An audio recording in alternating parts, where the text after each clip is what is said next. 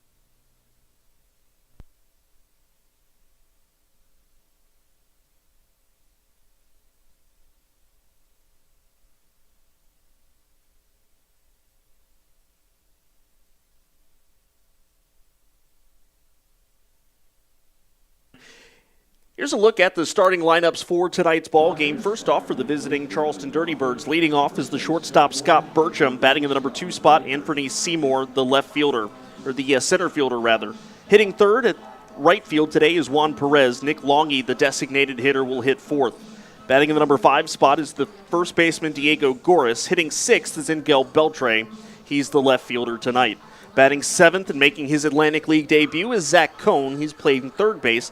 Tyler Blum shifts from first base to catcher and will hit in the number 8 spot this evening. Scott Kelly will hit ninth and play second base. And the player to watch, much like it was yesterday, Angel Beltre, who for some reason has just figured out the high point hitters and up to this point has been able to do quite a considerable amount of damage with the High Point Rockers pitching staff this year.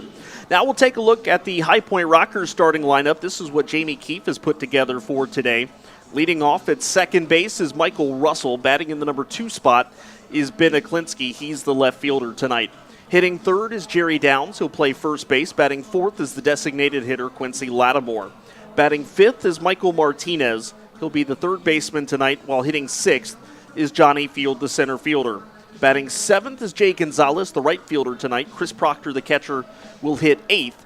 And batting in the number 9 spot is Giovanni Alfonso, the shortstop. Well, the guy to watch for the Rockers today, I think it's got to be Quincy Lattimore. And I know we've mentioned him a couple of times recently, but when you're batting .500 against a team, I think that's simply the guy to watch. And Quincy, .500 with 4 home runs and 13 runs batted in, has owned the Charleston pitching staff this year up to this point. Interesting pitching matchup today. Stephen Chambly getting the start for the Dirty Birds. The Rockers saw Chambly earlier on this season. It did not go well for Chambly, which is saying something because he has pitched well this year, with the exception of the Rockers game. Coming into today's game, he's got a 1-1 record with a 2.77 earned run average. But against the Rockers in his single start that he made this year, it was his only loss of the year against High Point, coming back on the 29th of April. Actually, that was a relief appearance. His start was back on the 10th of May, gave up 3 runs in 4 innings, home run, 2 hit batsmen, 1 walk, 1 strikeout, and was pulled after 59 pitches. He actually hit for himself that game as well, so that was a reason his outing was so short. For the Rockers, it's Gavin Heltemus making his professional debut, a guy who pitched collegiately both at Central Arkansas and also at Georgia Gwinnett, and we'll talk more about Heltemus as the day goes on, but a big day for him making his professional debut, and he's a guy that Frank Viola told me when they were down coming up from one of the many tryout camps that the Atlantic League puts on, they saw him come in relief of a game, and they were impressed by him, and that's the reason that his name stuck in their minds when they needed a starter tonight. The key for Heltemus is a very simple one, much like it was with Colt Webb yesterday. Early outs, settle in, and go from there. We saw it yesterday with Colt Webb, a quick 1-2-3 first inning. He actually retired the first 5 hitters that he faced, and he was able to really settle in, and you got the sense early on that he was in control, I think is the best way to put that. And you get the feeling as well with Heltemus today, a quick start should go a long way. Now, the good thing is the Rockers offensively, well, every time that Charleston has taken the lead in this series, the Rockers have rebounded to take the lead right back in the very bottom of the same inning. So, historically speaking, for this series, looks good for High Point pitching because the offense has been able to pick them up so far this series. You look at the way the rest of the Atlantic League is shaking up right now, and the standings and how important this week is for High Point. You've got to go into this weekend riding a bit of a hot streak as you take on the Gastonia Honey Hunters beginning tomorrow in a battle very much so for first place, as the Rockers with a 3-game lead over Gastonia. This is not the North Division where Southern Maryland, for all intents and purposes, may very well have things locked up right now. This is a tighter battle in the South, albeit a 2-team battle. But if you're the Rockers, you want to go ahead and take what you can against the Honey Hunters, get a little bit of an advantage, and have a little bit of cushion before you head into this weekend series as the rivalry renews for the first chapter of 2022. Managers meeting just commenced a few moments ago. We are getting set for tonight's first pitch, and we'll see how much delay there is here. There is no delay in terms of weather or anything, but I do believe we're a little bit behind schedule right now, so waiting on both teams' starting pitchers to finish their warm-up tosses.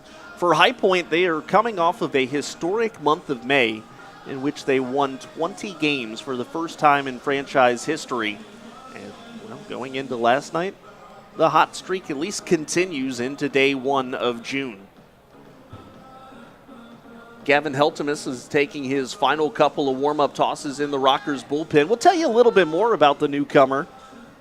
He signed as a free agent just this morning, was 11-2 in a pair of NAIA seasons, and he's got some big game experience. Pitched in the NAIA World Series the last two seasons, just a few weeks ago to conclude 2022, and then last year in 2021. So this is a guy who is no stranger to a big stage, and we'll see how that translates into his debut here tonight. And we're waiting on teams to get set for the national anthem and to head out for the national anthem.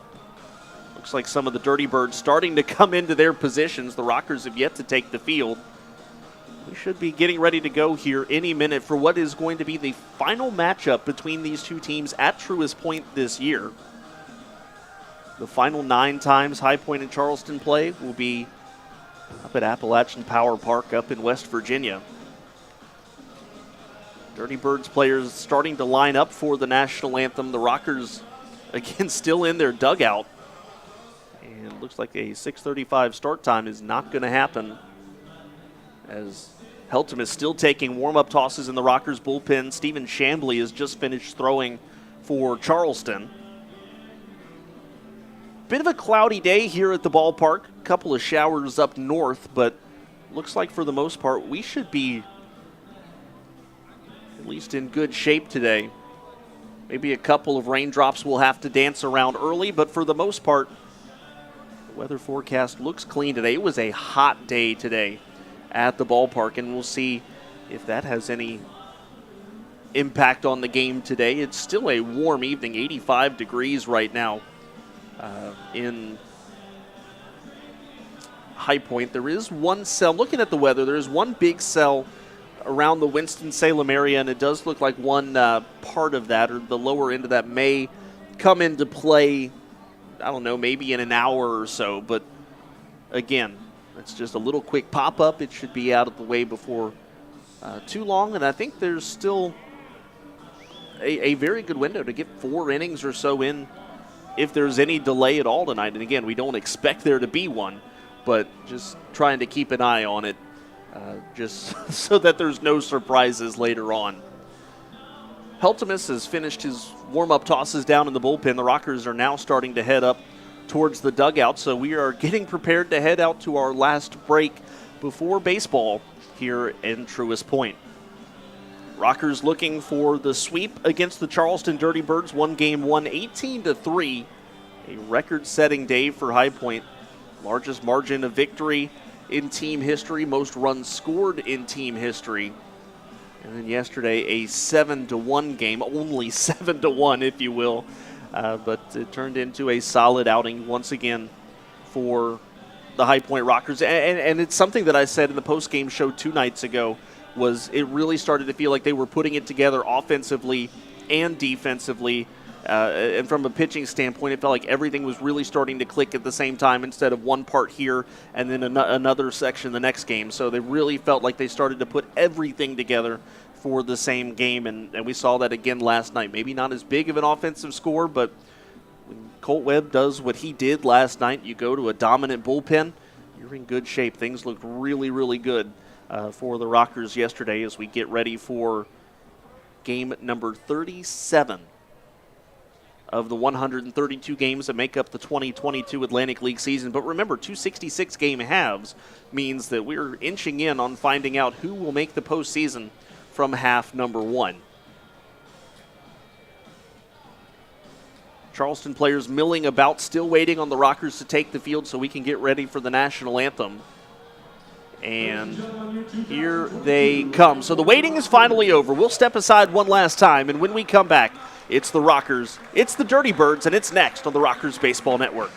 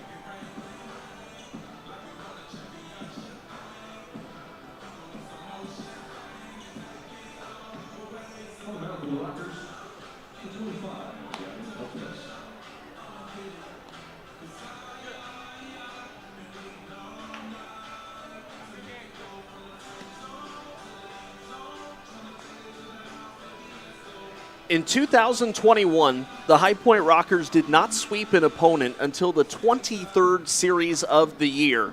Now, as we come to the conclusion of series number 4, they're already looking to do it for the 4th time this year. Good evening, everyone. Kendrick Fruits here with you from beautiful Truist Point in High Point, North Carolina, as we get set for the final game of this midweek series between the High Point Rockers and the Charleston Dirty Birds. Gavin Heltemus making his not just his Rockers debut, but his professional debut today, so no numbers to give you yet on his season. We'll tell you about him collegiately here in just a moment. The lineup again that he'll be facing today: Bertram, Seymour, Perez, Longy, Goris, Beltre, Cone, Blum, and Kelly.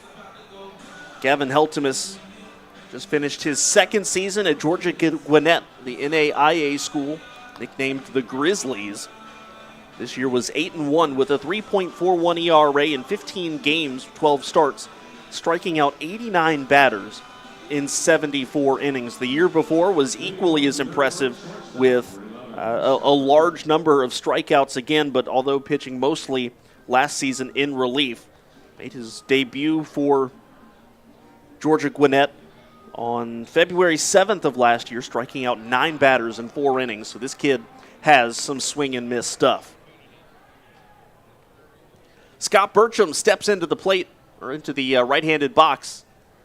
And first pitch swung on, hit on the ground. Nice backhanded play by Michael Martinez. Throw to first base, scooped up by Jerry Downs, and that is a way to get this ball game started. First pitch at 6:42 this evening. It is 85 degrees and cloudy. A chance of rain about an hour from now. We'll keep an eye on that as we go, but what a start to the ball game by the Rockers defensively. Good plays, both corners of the infield, and if you're Gavin Heltemus, breathe a little sigh of relief. One out down. Here's Anthony Seymour. Seymour shows bunt, pulls back. It's a called strike. And the count 0-1. First pitch time and weather brought to you by Grandover Resorts in Greensboro. Live, work, enjoy. Heltemus delivers. This one grounded foul, first base side. And the count goes to 0-2. He is not chasing, but attacking hitters early. We saw that from Colt Webb yesterday. Get those early outs early in the count. That pitch down and away, and the count goes to 1-2. And much like what Colt Webb said yesterday, you've got to think a quick inning could go a long way into allowing Heltemus to settle in. Here comes the pitch. That's up and away, and the count goes to 2-2.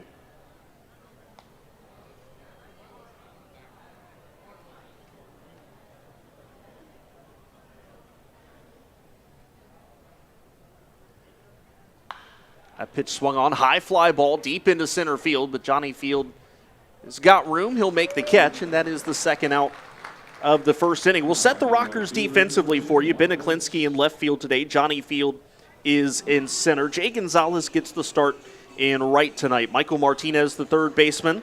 Giovanni Alfonso will play shortstop tonight. He's closing in on a Rockers all-time record. We'll tell you that later on in the afternoon. Michael Russell, the second baseman. Jerry Downs, the start at first base. And Chris Proctor behind the plate. First pitch, a strike, the inside corner to Juan Perez.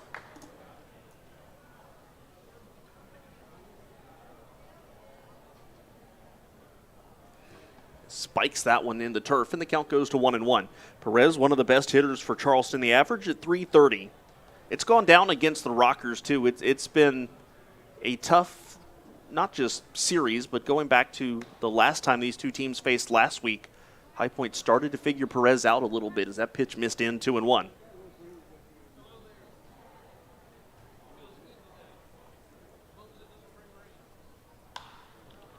Perez kind of jammed a high towering fly into shallow left field. Aklinski is there, and he'll make the catch for the final out of the inning. Well, that's just what the doctor ordered for a kid making his pro debut. A 1-2-3 first inning, much like we saw from Colt Webb last night. We go to the bottom of the first inning scoreless on the Rockers Baseball Network.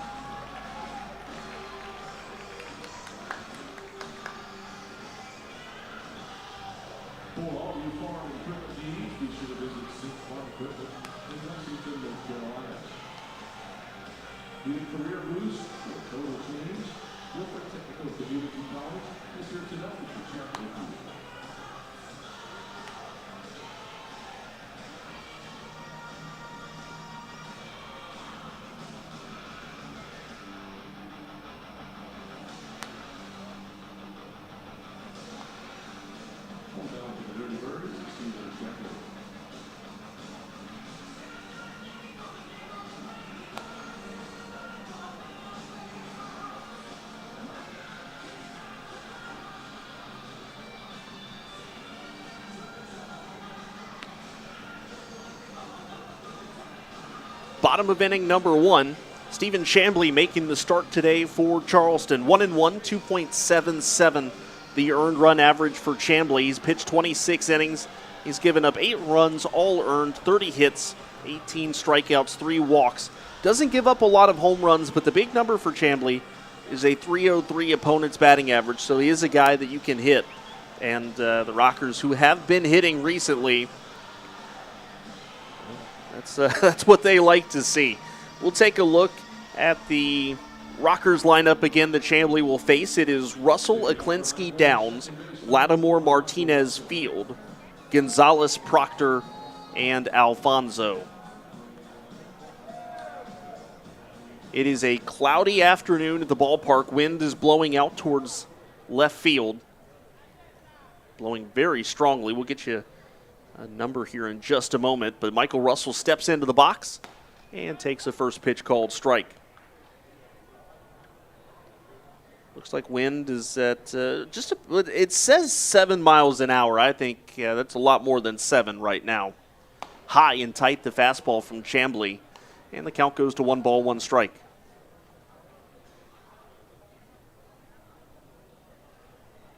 Michael Russell hitting at .235, a home run, 16 batted in. That pitch misses away, the count 2-1.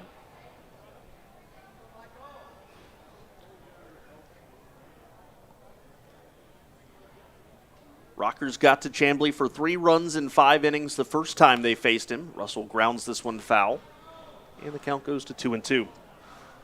Home plate umpire tonight, Bradley Moffitt. Kevin Morgan, the first base umpire. Calvin Baker. Actually, looks like they've flip-flopped Morgan and Baker. Kevin Morgan is the third base umpire, and Calvin Baker down the first base side. That pitch, a fastball tight, and the count goes full to Michael Russell.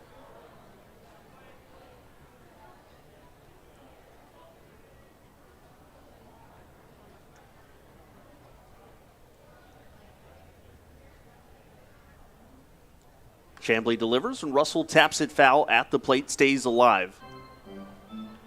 One thing about Stephen Chambly, 2 starts ago hit 95 pitches, otherwise has not touched 80, so we'll see how far Billy Horn lets him go tonight. Another payoff to Russell, swings, ground ball just past the dive of Scott Kelly at second base, and that is another base hit for Michael Russell, who continues the hot hitting. We'll go ahead and set the Dirty Birds defensively here. Ingel Beltre in left. Anthony Seymour in center. Juan Perez, the right fielder.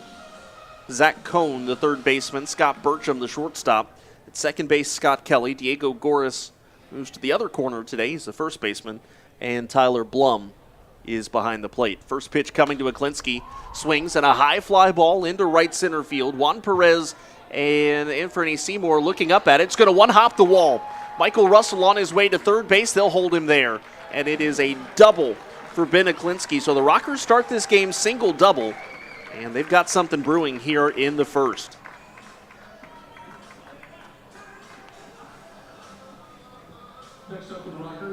The Rockers are 13-0 when scoring in the first inning. And this is a grade A opportunity to do just that. Here's Jerry Downs hitting at .286 with 4 home runs and 16 runs batted in. First pitch coming from Chambly. Downs chases an off-speed pitch low, and the count goes to 1-0.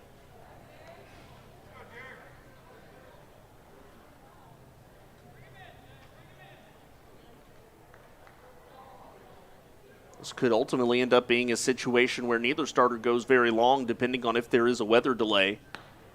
That pitch, a swing and a miss. The count goes to 0-2.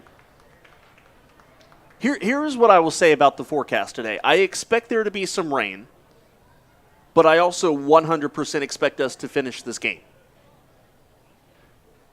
Down swings, lines this one into right center field. It's hanging up for Seymour. He can't make the play, and now it gets past him. Russell comes around. He will score. They're waving around Ben Aklinski, and he will score without a throw. It is a 2-run double for Jerry Downs, and the Rockers take a 2-0 lead.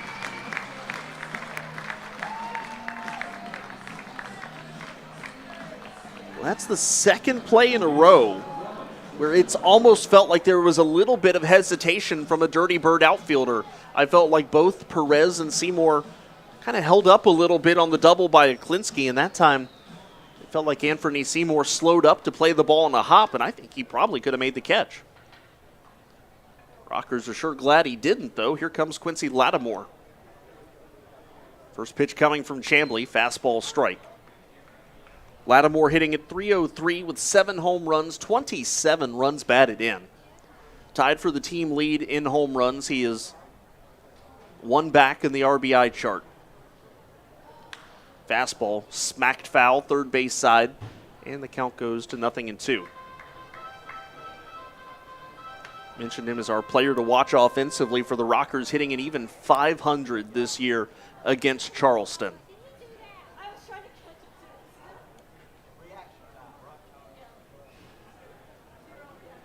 Chambly set. Here comes an 0-2. Off speed. That is just off the low and outside corner. The count goes to 1-2. Rockers wearing the white pants, white jerseys with the block letters. Blue numbering on the left side and on the back. They've gone with the blue hats today as well. Here's the 1-2 to Lattimore. Swing and a miss. Chased it, strike three, and he's frustrated that he offered it that, but that is, fortunately for the Rockers, just the first out of the inning. Charleston today, the gray pants, they're wearing the gold-based jerseys. The Dirty Bird logo is on the left chest. It is a black, there's a little bit of black around the bottom of the jersey, black numbering on the back, and they've gone with the blue caps and the black bill. Here's Michael Martinez hitting from the left-handed side, and the switch hitter takes a high fastball. Martinez hitting at .323 with 7 runs batted in. Rockers have already grabbed a 2-0 lead.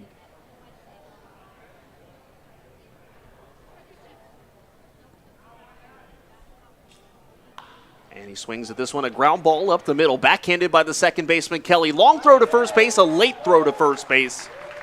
And Michael Martinez legs it out for an infield single. Jerry Downs to third.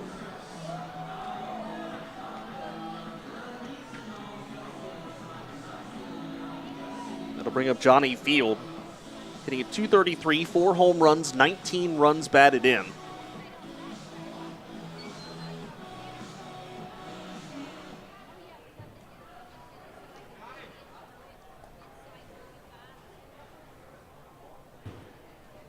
First pitch coming with runners at the corners, and big hack from Field fouls it up and out of play, and the count goes to 0-1.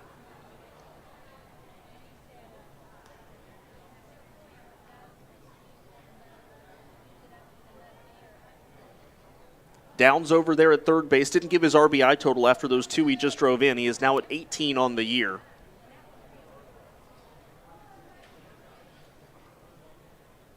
And here comes the fastball in.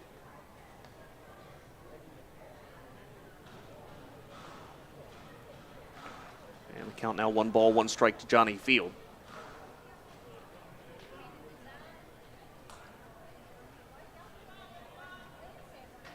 Chambly set, runners at the corners. 1 out still in the first inning. Field swing and a miss on the high fastball, and the count goes to 1-2.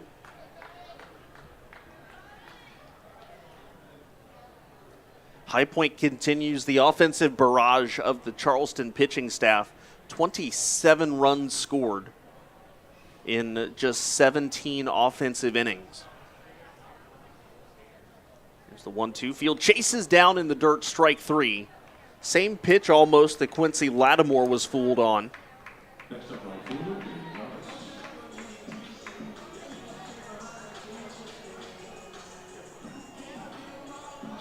Here's Jay Gonzalez making his first appearance of the series. Jay Gonzalez hitting at .269 with 10 runs batted in. He's got an opportunity to add to that tally. Rockers are going to have to get it done with 2 outs, though. Gonzalez, a late check swing, but it's called a strike by Moffitt, and the count 0-1.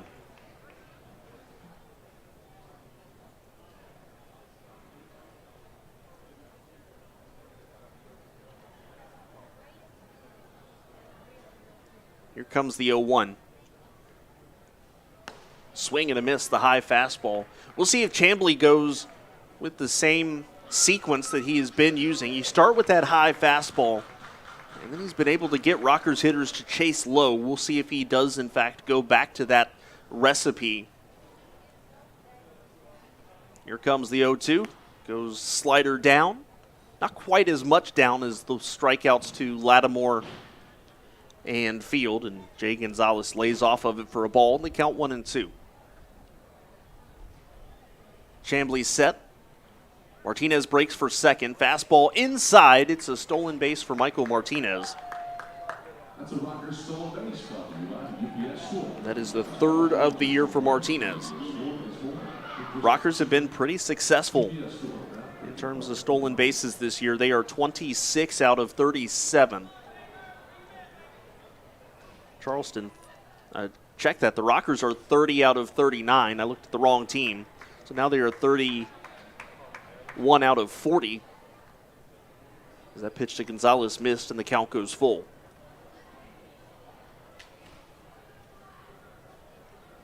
Payoff pitch coming to Gonzalez. Smacks this one into right field.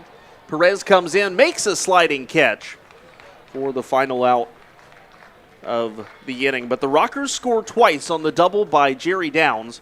They take a 2-0 lead into the second. That has to feel good for Gavin Heltemus. Rockers lead 2-0 on the Rockers Baseball Network.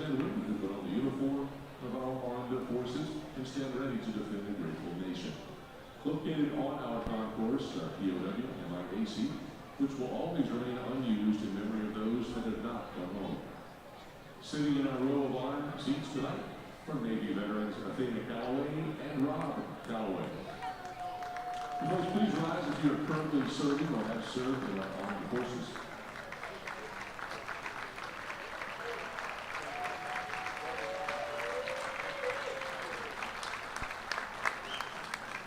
We thank you so much for your service, and thank you to Cricket Wireless for sponsoring the Rockers Roll of Honor. You honor the hometown hero in your life? Nominate them to sit in our Roll of Honor by sliding down at rockers.com.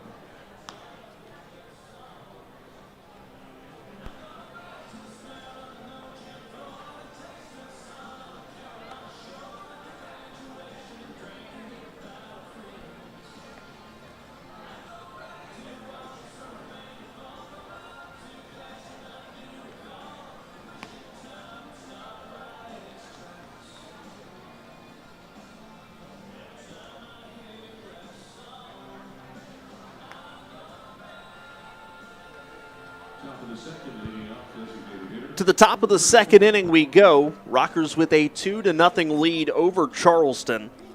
It's going to be 4, 5, and 6. Longy, Goris, and Beltre. The three scheduled hitters coming up here for Charleston.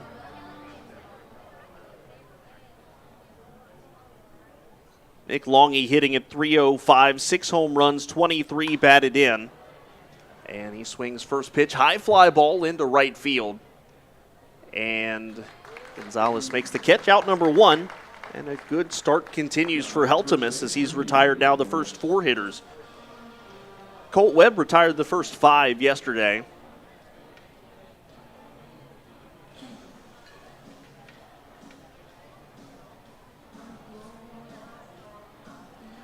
Brings up Diego Goris, hitting at .268, a home run, 7 batted in.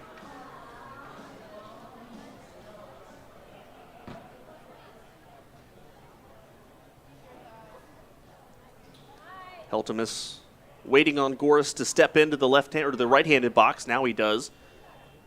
And here comes the first pitch. It's a fastball. It's a called strike. The count 0-1. We'll take a look at the Atlantic League standings one more time. We checked them in the pregame show, but if you tuned in after that, we got you covered as Goris pops this up and out of play right field side. Southern Maryland leads the North right now by 9.5 over both Lancaster and Long Island. York is 12 behind the Blue Crabs, and Staten Island brings up the rear at 17 back, while in the South Division, the Rockers a 3-game advantage over Gastonia. Kentucky 10 back, while Charleston and Lexington are both 12 back. That pitch spiked in the turf to Goris, and the count goes to 1-2.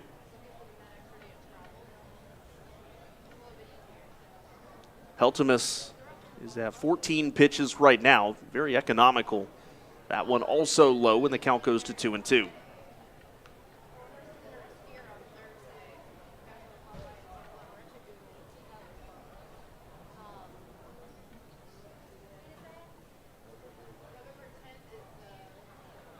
Here comes the 2-2. Fastball inside. The count goes full. Heltemus has a good-looking fastball. It certainly has a bit of life to it.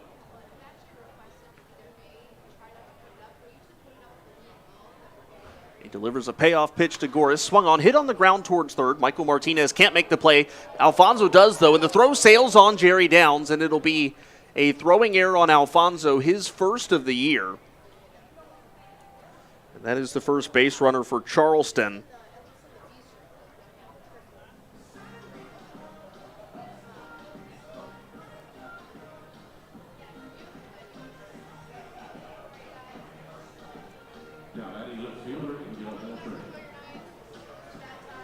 The hitter is Ingel Beltre, hitting at 280, 2 home runs, 15 batted in. Still waiting on the official scoring of that. I'm pretty sure that's an error on Alfonso on the throw, because a good throw gets him. Beltre swings, lines this one into left field. That's a base hit.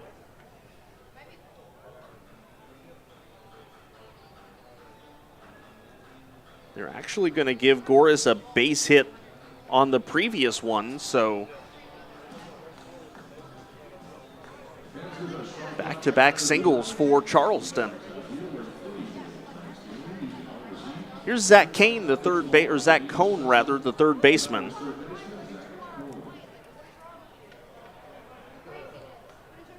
Cohn, alumni of Duke University, swing and a miss. There's a strike. Was actually teammates with the Rockers' Chris Proctor in 2017 and 2018. So I'm sure there was a little bit of a reunion there at the plate between Cohn and Proctor. Here comes the pitch, swung on, and that's fouled back, and the count goes quickly to 0-2. Well, one of the big things that you could tell Frank Viola was high on Heltemus. He said that they had a chance to see him come in relief for Georgia Gwinnett, and they were really impressed with what they saw from him out of the bullpen. Fastball just low. The count goes to 1-2. They saw him way back up, I believe, from Florida from a tryout camp Atlantic League holds every year. Said they liked what they saw, even though he wasn't the starter. It was the only game this year he actually didn't, or one of just a handful of games he didn't start. That pitch fouled off. Count remains 1-2.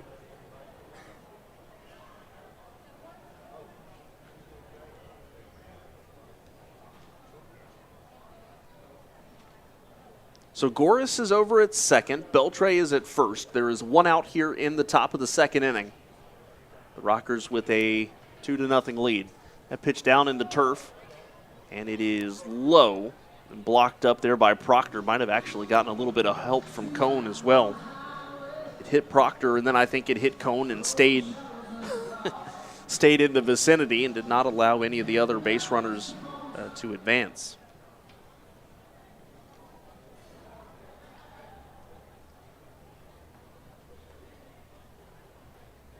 Both runners taking really big leads. Here comes the pitch. Swing and a miss. High fastball. Strike 3.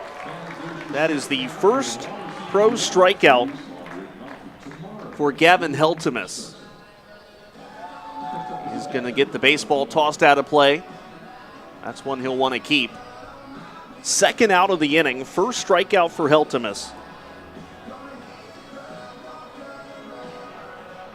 Well, in 2017, pitching for Coffeyville Community College in Kansas, he set their single-season strikeout record with 86 and just 61 innings of work. So this is a guy who has found success with the swing and miss stuff everywhere he's been. And now he racks up his first pro K. Here's Tyler Blum, takes ball 1. Blum hitting at .255 with 5 runs batted in.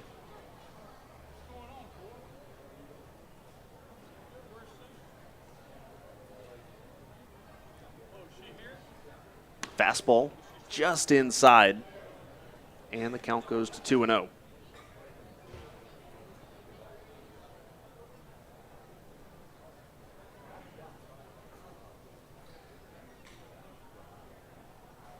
Heltemus comes set, looking for the final out here of the second inning.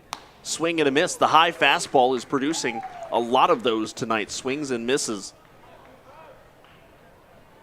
Rockers with a 2-0 lead here in the top of inning number 2.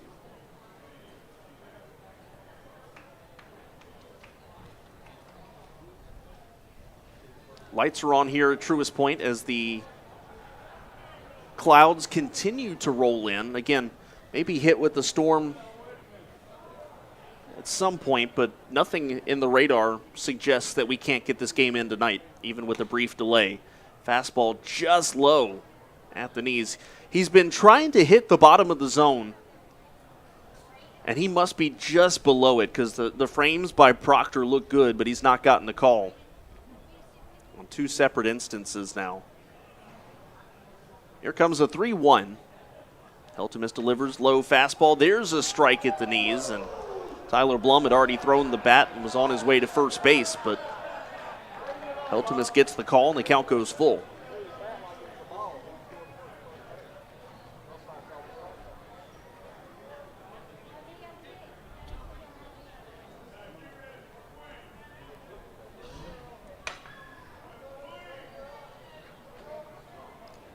The rookie righty comes set.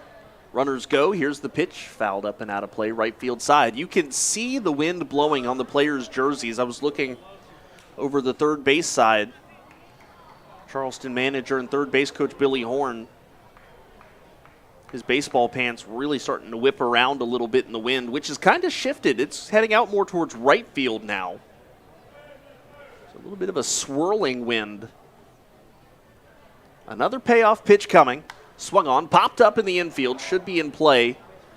And it will be for Michael Russell, who starts to back up and makes the catch for the final out of the inning. So Heltemus allows a couple of base hits here in the second inning, but nobody comes in and scores, and the Rockers hang on to that 2-0 lead as we go to the bottom of the second on the Rockers Baseball Network.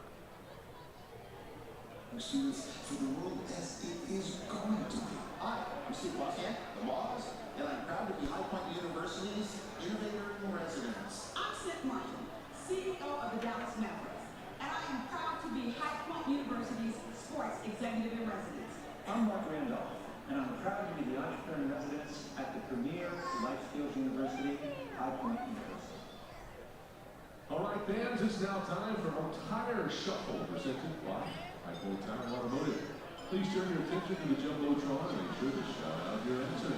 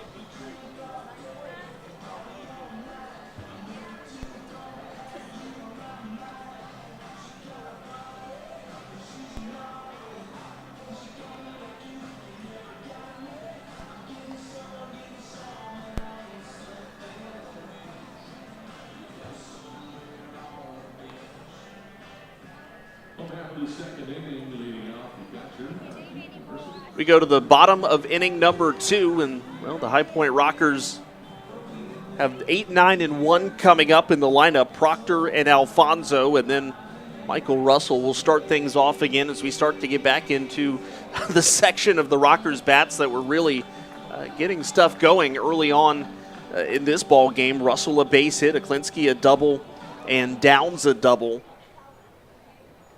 Michael Martinez a base hit after that. The front half of the Rockers lineup is dialed in early. We'll see what the bottom can do as Proctor swings first pitch, lifts this one up into left center, and it's Anthony Seymour, the center fielder, who makes the catch. The hitter is Giovanni Alfonso, hitting at .333 with 6 runs batted in.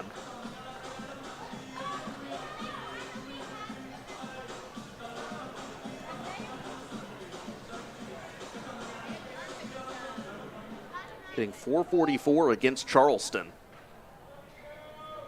Continues to get cloudy here at the ballpark, but No rain yet. Alfonso takes ball 1 down and away. Keeping one eye on the ball field and one eye on the weather radar.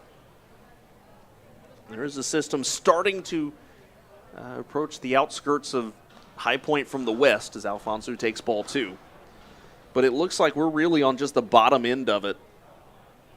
Should be pretty quick if it does, in fact, affect us, as that pitch a swing and a miss from Alfonso at the bottom of the zone, and the count goes to 2-1.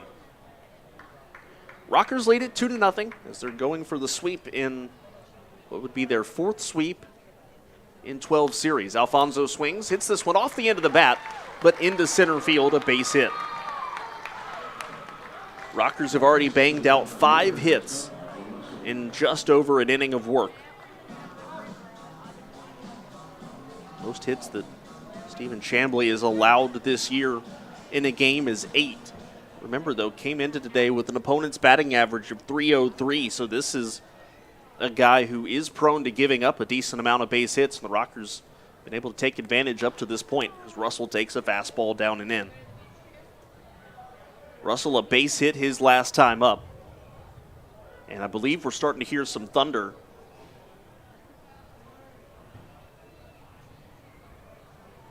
Here comes the 1-0. Russell takes a strike, and the count goes to 1-1.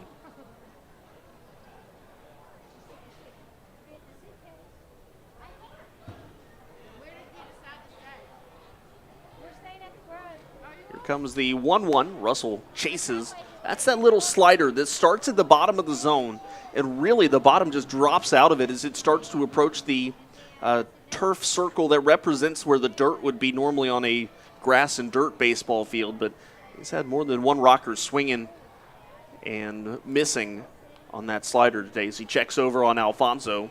Does Chamblee. Alfonso back in standing. Here comes the 1-2. Runner goes.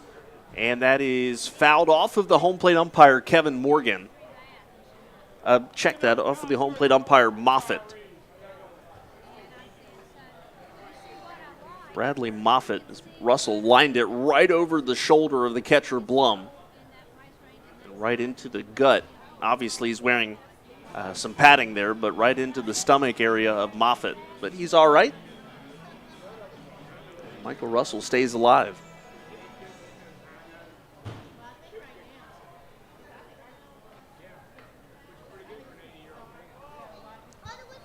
Chamblee set. Here comes the 1-2 to Russell.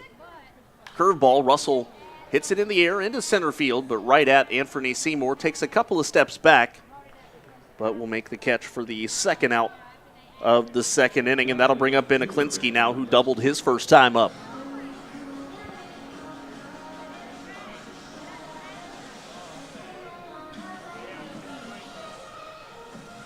Aklinski was the first of back-to-back doubles in the first inning.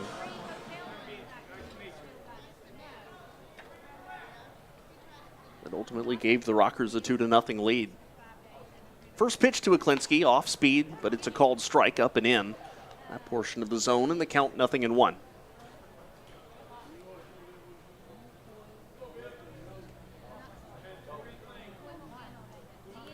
High Point has been red hot. They've only lost one series this year. Aklinski hits this one high in the air into right center field. Going back, Perez leaps at the wall. And did he make the catch? I think he did. I think that's a fantastic catch from Perez. Yes, Calvin Baker signals out.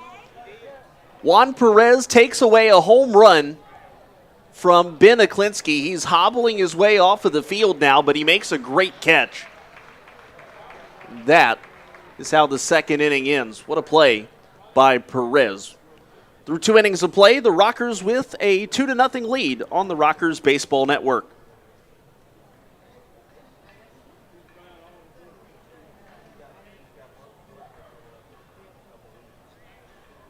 Welcome to the happiest place in Iowa.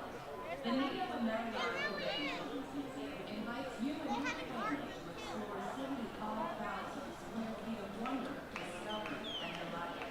Enjoy 2 floors packed with exciting hands-on exhibits to ignite curiosity and promote learning through play. Get ready to build, make believe, splash, explore, and fly as high as you dare. Open through Sundays from downtown Akron. Tickets are on sale now at buildup.org. Fans, tonight's T-shirt toss is brought to you by Carolina Kia. If you need service done to your car, look further than Carolina Kia. The Hot Point. Pride Rockers fans, let's make some noise. I can't hear you. Who wants a T-shirt?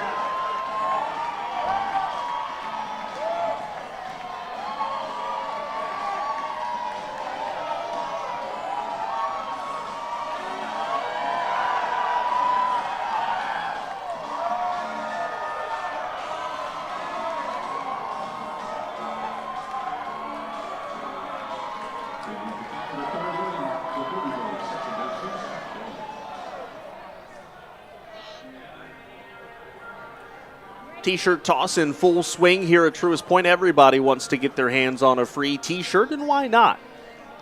T-shirts of a really good baseball team. The High Point Rockers right now with a 3-game lead in the division, a 2-run lead tonight. And Gavin Heltemus delivers first pitch strike to Scott Kelly. It is Kelly, Burcham, and Seymour. And if anybody gets on, it is the spot of Juan Perez. He was kind of a little gimpy getting off of the field after making that sensational catch. We'll see if he's able to continue playing. But the second pitch of the at-bat to Kelly hit out to center field, and Johnny Field makes the play for the first out of the inning. So here's Scott Burcham, grounded out. Very first play of the game, a great play. Made over there at third base by Michael Martinez. Heltemus delivers up and tight, and the count goes to 1-0.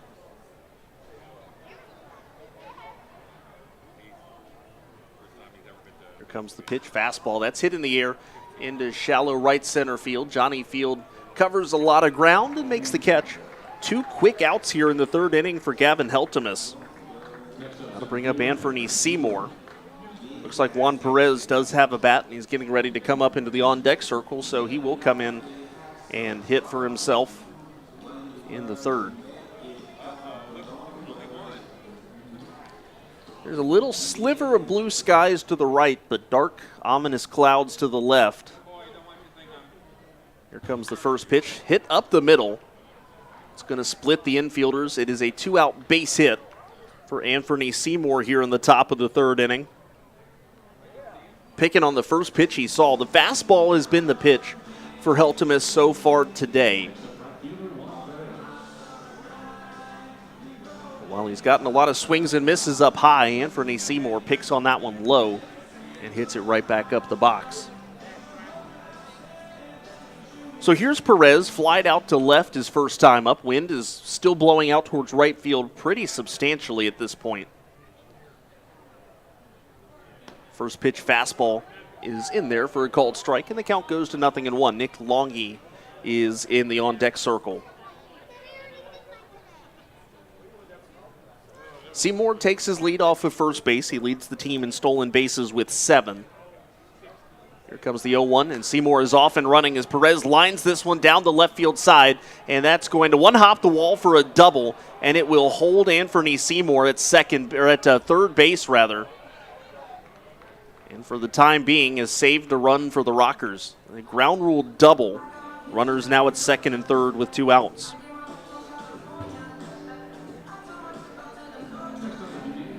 Juan Perez doing it all. A great catch to take away runs in the bottom of the second. And a double here to put the tying run at second base himself. With 2 outs in the top of the third, Nick Longy is the batter. Flied out to right his first time up. Longy hitting just above 300, 302 to be exact. And here comes the first pitch, swung on, and that's lifted up out of play, and the count 0-1.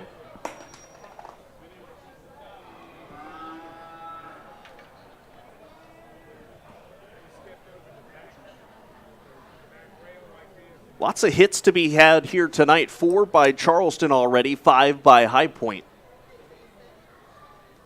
Here comes an 0-1. Off speed away, and the count goes to 1 ball, 1 strike.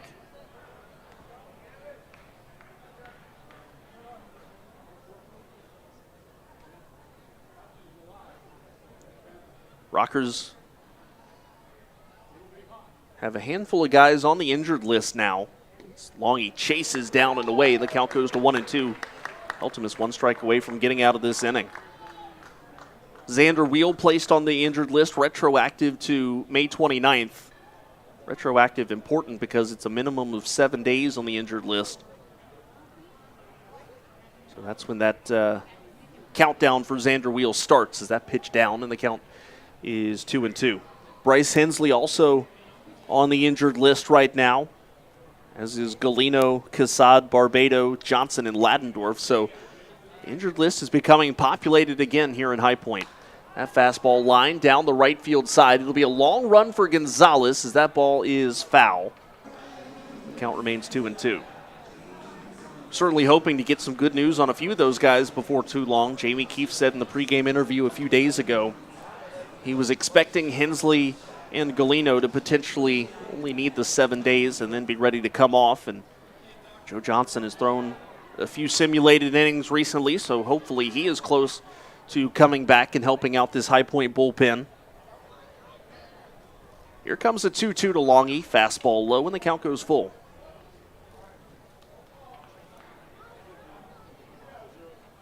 After a really quick 1-2-3 first inning, Heltemus had to deal with 2 runners aboard last inning. He's got 2 in scoring position here. The righty set, payoff pitch coming. Fastball, strike 3 looking. Down goes Longy, who thought it was outside. And Gavin Heltemus gets out of a 2-runner in scoring position jam and puts another 0 up on the board. We go to the bottom of the 3rd inning now. Rockers lead it 2-0 on the Rockers Baseball Network.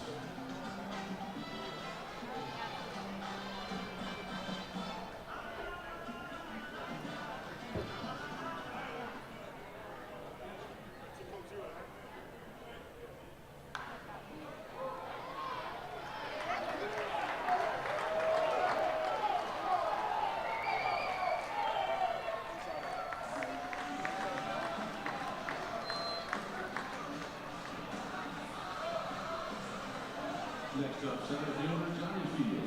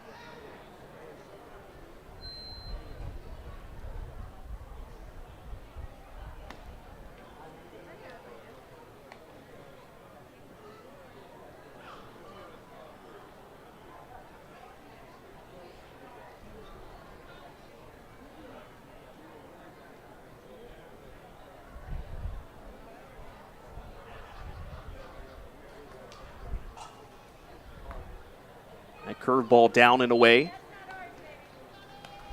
And the count goes to 3-2.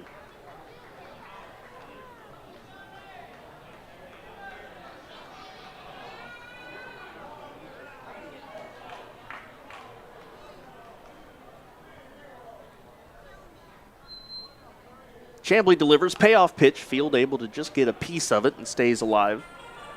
And the count remains full. Rockers are starting to elevate that pitch count a little bit for Chambly. Nobody up and throwing yet for Charleston, but you got to think at the way that he's throwing pitches, the rate that he's throwing, may not be long for this game. Here comes another 3-2, and Johnny Field fouls this one off as well. Got a piece of that front ankle, I think, and he's going to need a second to walk that one off. It actually is adjusting what is his right leg, his back leg, the pant leg going just beneath the knee.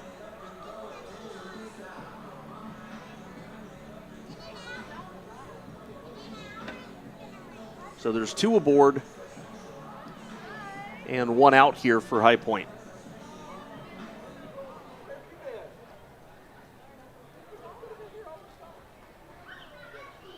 Downs takes his lead off of third. Martinez off of second. Swing and a miss. Field chases the high fastball and smacks his bat onto the turf in frustration for out number 2. Well, Stephen Chambly has 4 strikeouts today. He struck out Lattimore twice, and he struck out Downs twice. Check that. He struck out Field twice. Here's Jay Gonzalez, 0 for 1 today. Rockers trying to add to this 2-0 lead. And they're going to ask Gonzalez to slap one into the outfield somewhere. Takes inside, ball 1.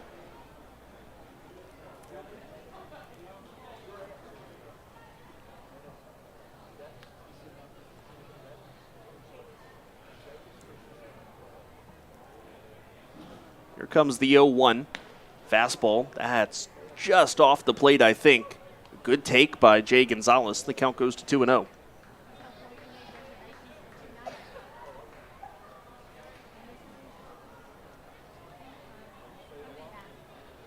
just slap an outside fastball. There's an inside fastball he turns on. It is a foul ball, but only just. The count goes to 2-1. Jay Gonzalez just about doubled the Rockers' lead with that one down the right field line.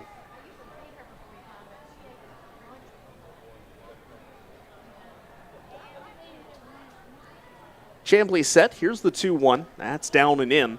And he's one bad one away from loading the bases.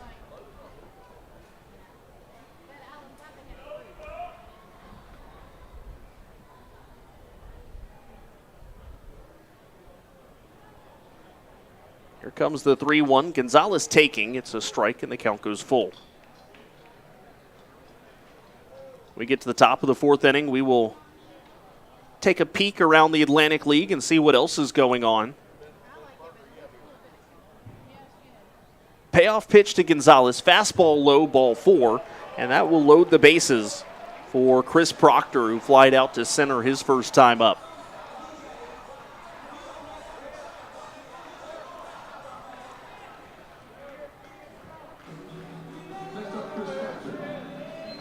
Rockers have not had a grand slam yet this year, not necessarily asking for one from Proctor, who has not hit a home run this year and has never really been much of a power hitter, but base hit of the outfield would score 2. I think the Rockers would be more than happy to have that.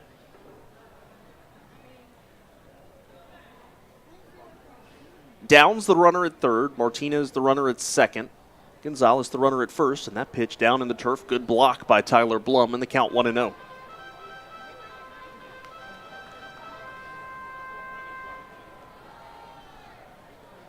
Well, we mentioned the base runners and the foot traffic the Rockers have been able to generate in this series. We talked about that some in the pregame show. Rockers leading the Atlantic League in average now at 276. As Proctor takes low and the count goes to 2-0. But it's really more than just that, though, because if you dig a little deeper into the on-base percentages and other such numbers, the Rockers' on-base percentage is almost 20 points better than the second-place team. That fastball inside, the count 3-0 now. This is a team that gets on base really at a high clip now. We didn't so much see it 2 or 3 weeks ago. But right now, you could almost expect to have at least 2 guys on base every inning. Here's a 3-0 to Proctor, taking all the way and takes a strike at the top of the zone, count 3-1.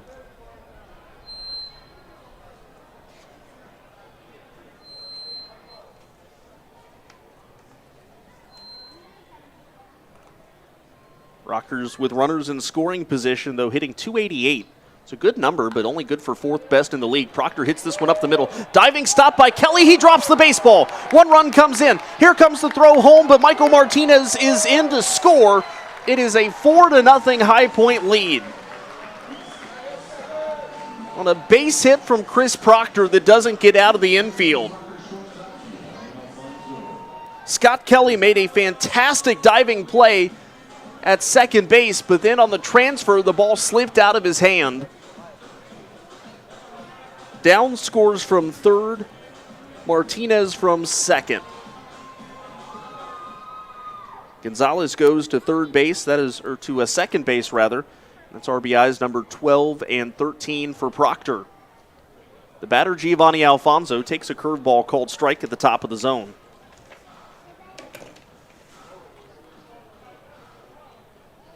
The Rockers now armed with a 4-0 lead.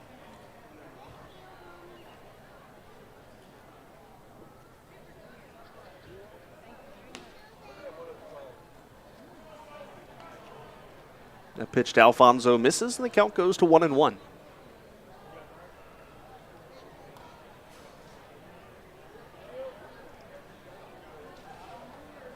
Chambly spikes that one. Blum, another athletic play to keep that one in front of him. Stephen Chambly has now thrown 67 pitches, 43 of them for strikes, which, when you do the math, still good for a 64% 48% strike rate, but feels like it's really gone down this inning. The 2-1 to Alfonso, swings, hits this one right back up the middle. That'll be a base hit. Jamie Keefe is waving around Jay Gonzalez. He will score. Now Anthony Seymour's overran the baseball, and that allows Proctor to go to third. It is a 5-0 Rockers lead on the RBI single from Giovanni Alfonso. And it's Alfonso's 7th RBI of the year.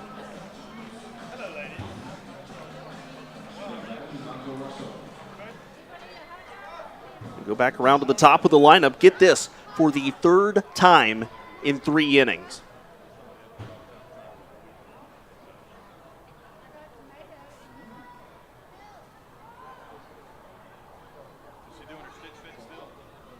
Timeout called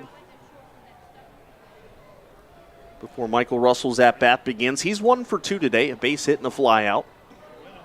Swings at this one, grounds it over to Kelly at second base. He'll go the easy way to second base, flips it to the shortstop Burcham for the final out of the inning. But the Rockers played 3 runs, and they take now a 5-0 lead into the top of the 4th inning on the Rockers Baseball Network.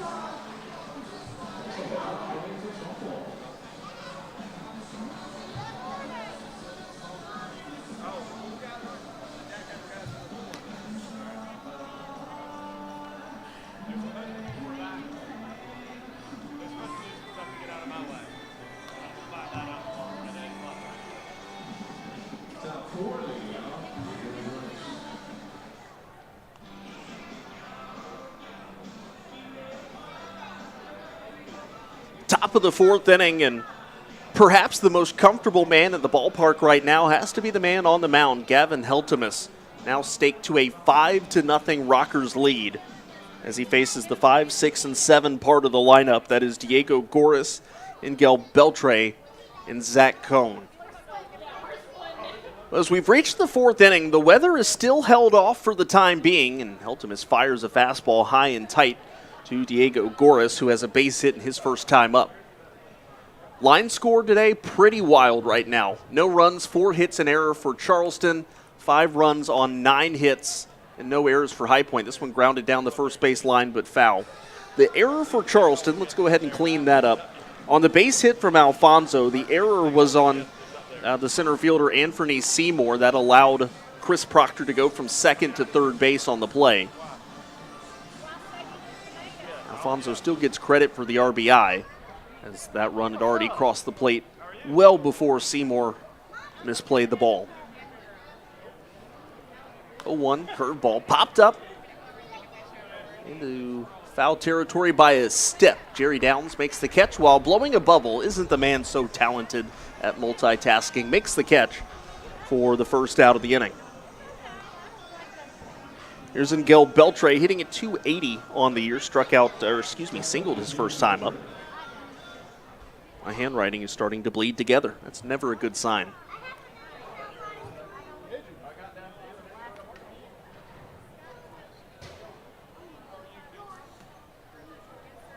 First pitch to Beltre, a curveball. That stays inside from Heltemus, and the count goes to 1-0. That's been kind of one of the big differences today between Chamblee and Heltemus that has been advantage Chamblee as that pitch fouled off. 1-1 your count. Chamblee's been able to get that curveball to drop in for strikes. Heltemus not so much.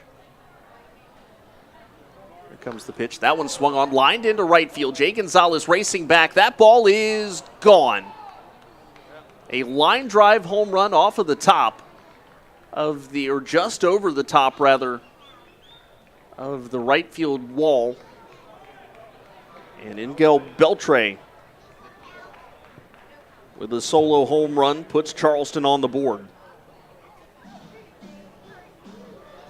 That is the third home run of the year for Beltre.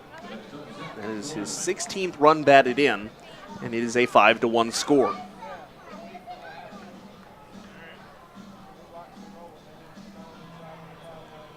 Altemus has thrown 51 pitches. And here's number 52. It's a fastball low to Zach Cohn, who struck out his first time up.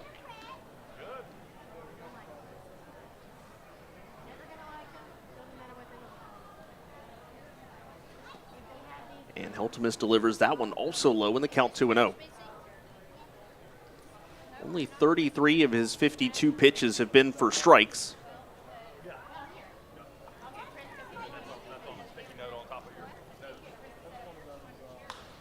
There was a strike, but it's going to be hit down the left center field gap, and it's going to, oh no, Klinsky makes a good play there to cut it off. The throw comes into second base, but late. And Zach Cohn has his first Atlantic League hit. It's a double. Not his first professional hit. He played in both the Pirates and the Marlins organizations, but his first Atlantic League hit. Here's Tyler Blum, popped up to the second baseman Russell his first time up. We continue to play on. Taking a peek at the weather forecast again. There was the one cell that did look like it was going to be, at least the bottom of it seemed like it was going to be an issue. And actually, what am I just seeing here? Yeah, it looks like we may be put under a severe thunderstorm warning. But it's for something a little further off and should not be an issue. But Guilford County is under a severe thunderstorm warning, but it's for something on the low, or the southeastern quadrant, and is already moving away from us as we speak. So we should be good to go. This should just be a passing cloud at this point, as that pitch misses up in the count 1-0. This pitch swung on. That's lined into left field, a base hit. They're going to wave around Cone. Here comes the throw from McClinsky, and actually it's a good throw, and it forces Cone to hold up at third base. Throw came a little short to Chris Proctor, but it was on a line from McClinsky. And now Frank Viola is going to go and settle Heltemus down a little bit. 3 straight hits after the first out of the inning was recorded. Home run for Beltre, a double for Cone, and the base hit for Blum.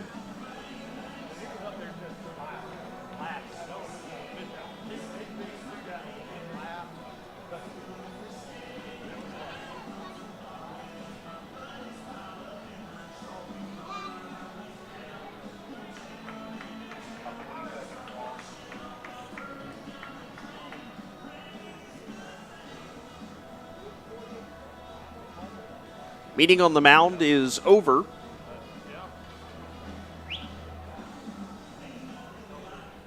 Frank Viola heads back to the dugout. There's one out here in the top of the 4th inning. And the Rockers with a 5-1 lead now.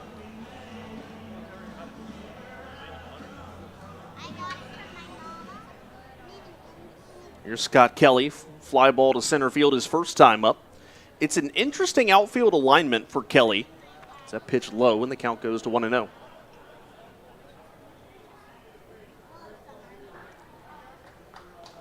Outfield playing him to go the opposite way. The center fielder, Johnny Field, almost playing behind Michael Russell, the second baseman. Kelly hits this one into the air, into left center field. A long run for Field, and he makes the play. Here comes Cone. The throw home is cut off. It's a sacrifice fly from Kelly. It is a 5-2 ball game now for Kelly. That is his 11th RBI. Zach Cone scores.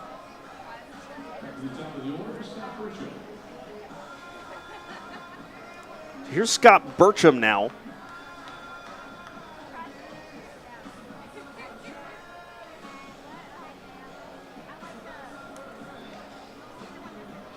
Scott Burcham 0 for 2. Was robbed of potentially a double down the line the first play of the game. Great backhanded play by Martinez. And the slider from Heltemus misses up in the count 1-0.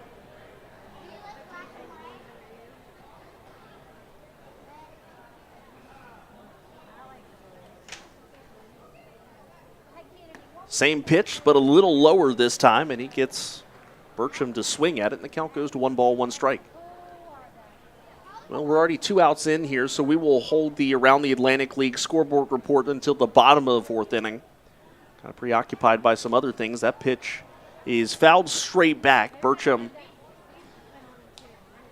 only able to get a piece of it, and it sends Blum back to first base. Blum was running on the pitch.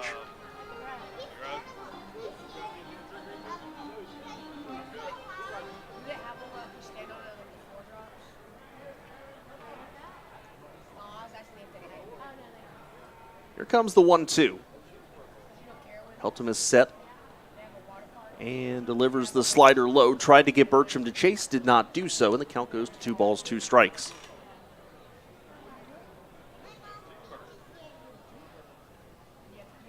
Rocker's outfield is shifted more to a normal positioning here for the leadoff man, Burcham. Batting average just barely above 200 right now.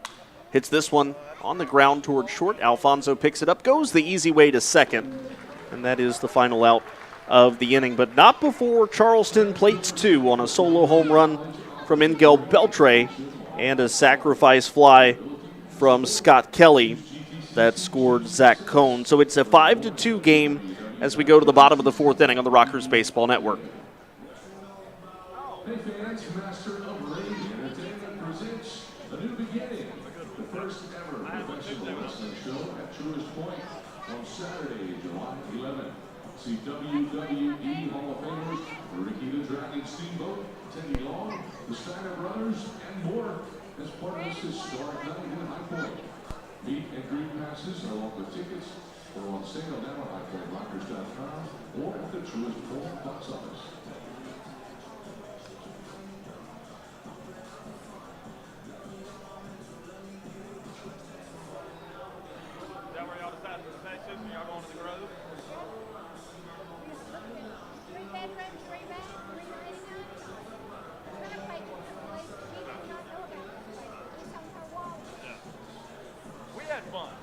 We had a great time.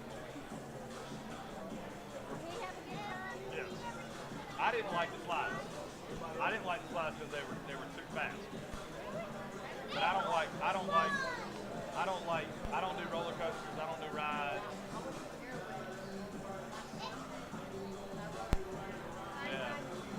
Yeah. I went to Carowinds for the first time and the last time when I was a little older than you.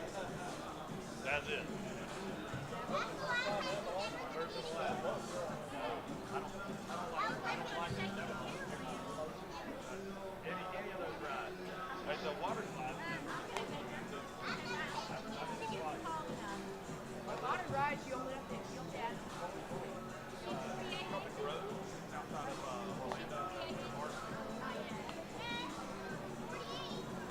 You look back at those runs the Rockers scored in the last inning, and it sure could come in handy later, especially with the 2 runs that Charleston just scored in the top of the 4th inning.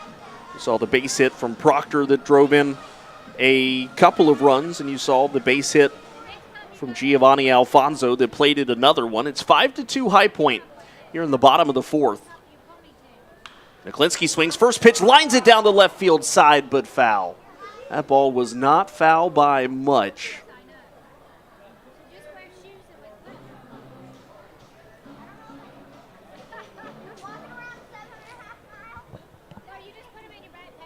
Niklinski today,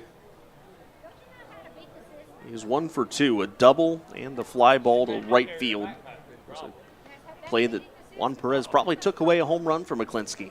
Here comes the 0-1. Fastball swings and sprays this up out of play, right field side, and they count 0-2.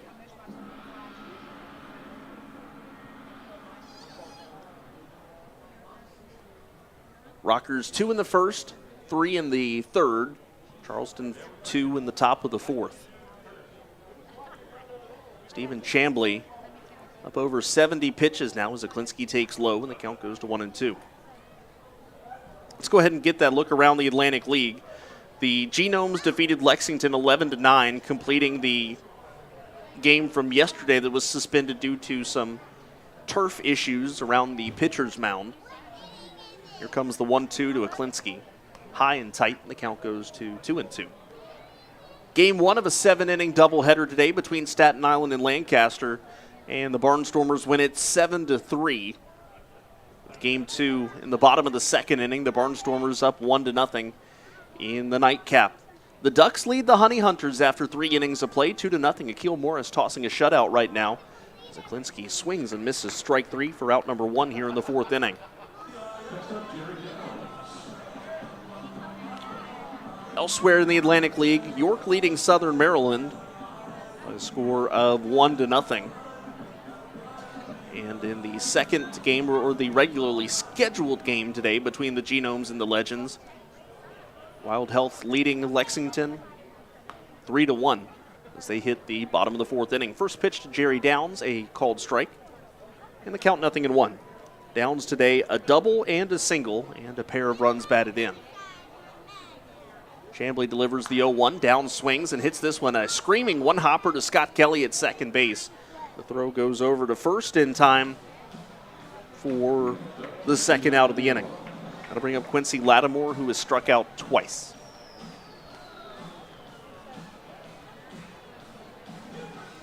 Well, this could be exactly what Stephen Chambly needed if he's able to get a quick inning here.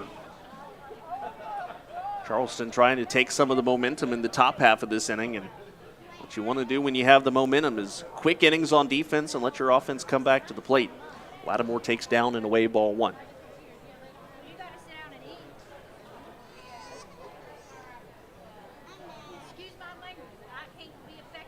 Here comes the 1-0.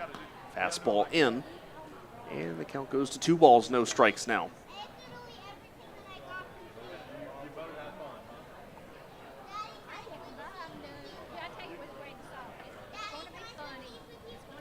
Comes the 2-0. Lattimore grounds it foul. The count goes to 2 balls and a strike.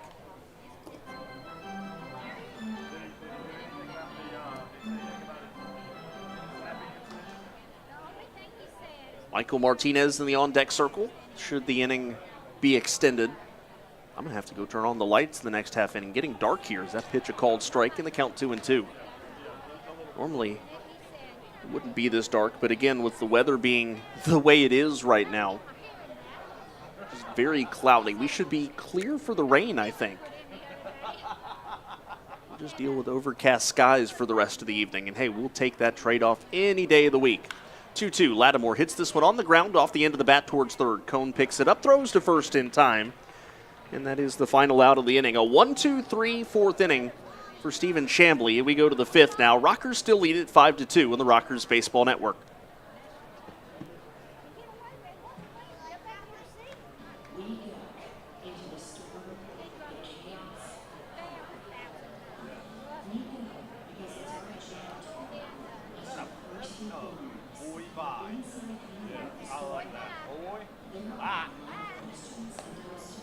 That's telling boys to go bye-bye.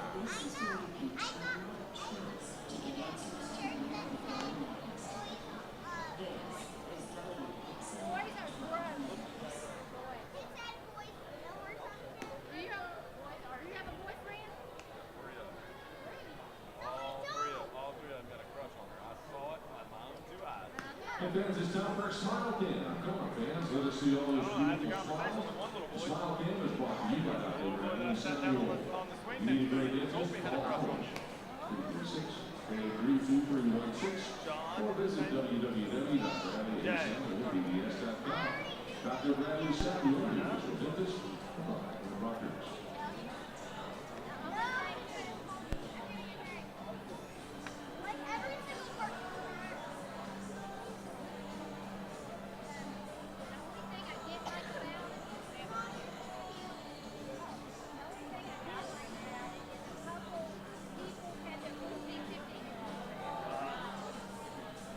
That's a little young.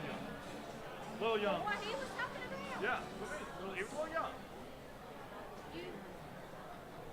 A little young. And Heltemus, first pitch of the inning, a blooper into left field. Long run for the left fielder, Aklinski, and he's not going to be able to make the play. Picks it up on a hop. The throw goes into second base. It is a leadoff bloop double for Anthony Seymour here in the top of the fifth. We've seen that by a couple of different outfielders today, charging in on a ball and then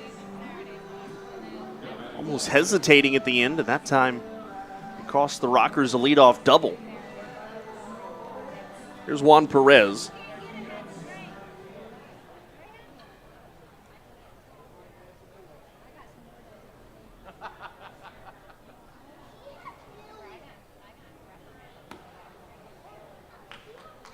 First pitch to Perez, a called strike.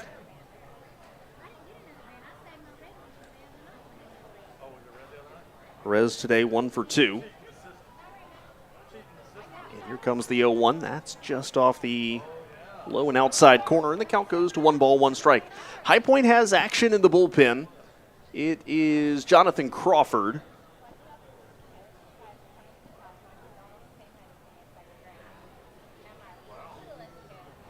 Here comes the 1-1. Hit in the air. Shallow center. A long run in for field. He's got room and time. Makes the catch. And that is the first out of the inning. That'll bring up Nick Longy now. Longy 0 for 2. Struck out looking his last time up. That was a crucial moment in the ball game up to this point. 2 runners in scoring position when Heltemus struck Longy out. With Heltemus up approaching 70 pitches. He's battled tonight. He's trying to get out of this 5th inning with the Rockers still hanging on to the lead. They do have it right now by 3. And his first pitch, a high fastball that Longy chased anyways and fouled it off.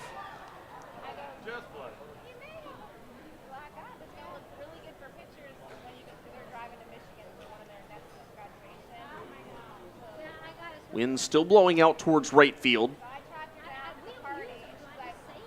And Heltemus delivers. That one swung on, lined into left field. Ben Aklinski started to come in, then had to go back. Coming in and scoring is Anthony Seymour. The throw goes to second base. Longy is safe. They're going to call him safe. Michael Russell thought he had plenty of time to get the tag in. I would like to see that. Oh my goodness.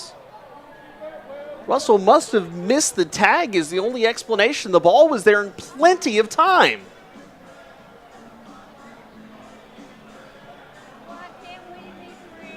So it'll be an RBI double.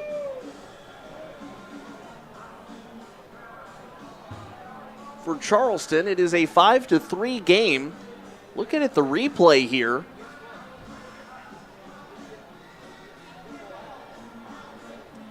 Tough to see. The body of Nick Longy really blocks the view from what we can see. So it's a tough angle. It's going to stand as an RBI double for Longy. It is a 5-3 game. As Seymour scores, that is Nick Longy's 24th RBI of the year. And the batter will be Diego Goris now. And now Jamie Keefe is going back out. I wonder if he will be calling on Jonathan Crawford here. Yes, he will. So the Rockers are going to go to the bullpen and call on Jonathan Crawford.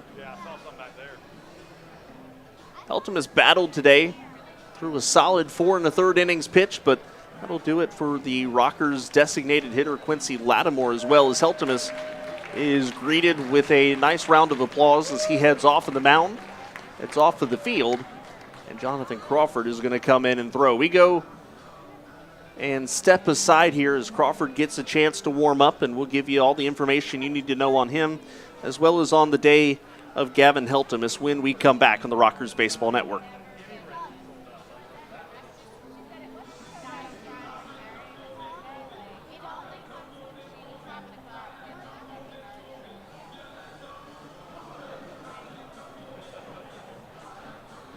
Pitching Jonathan Crawford.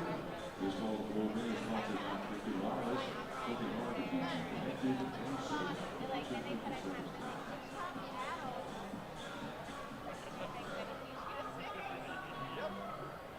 Yep.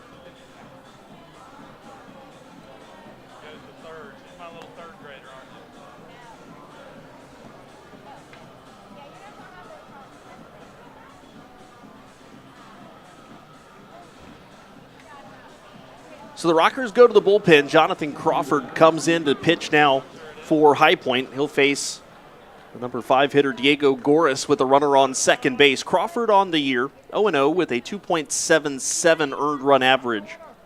14 walks, 23 strikeouts. Opponents hitting just 163 against him.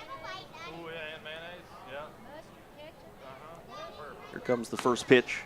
Fastball strike, and the count goes 0-1.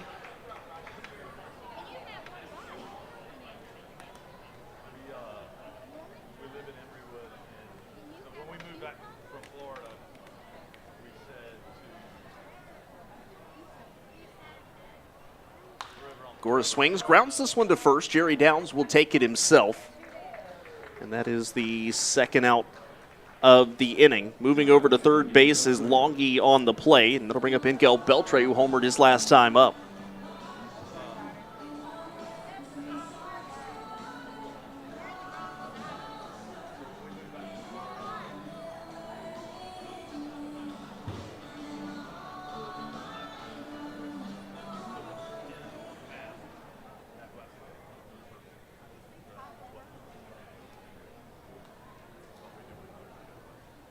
Crawford, first pitch coming here to Beltre.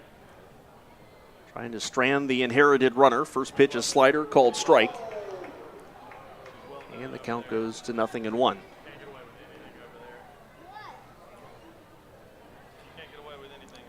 Longy, the runner at third base. Here comes the 0-1 from Crawford.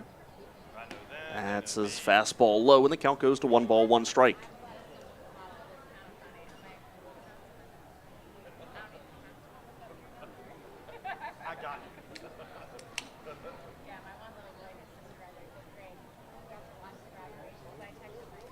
Whoa, Crawford sails a high fastball. Good play there by Proctor to hang on to it. And the count goes to 2 balls, 1 strike now. This has been a little bit of a back and forth here recently. Charleston starting to show some signs of life offensively. We'll see if the Rockers bullpen can settle them down. Swing and a miss, nasty slider from Crawford, and the count goes to 2-2. It is 3 runs on 9 hits and an error for Charleston, 5 runs on 9 hits and an error for High Point.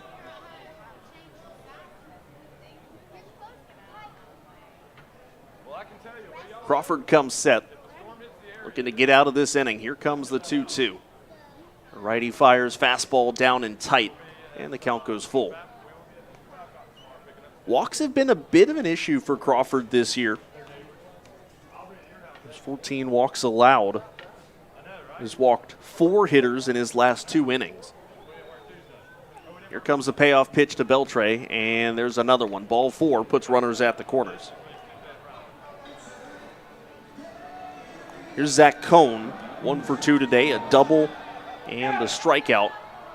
And Beltre is saying something to Proctor and Crawford. I don't know what that was about. Not like he was trying to hit him when throwing inside. That was an off-speed pitch. Looked like a slider.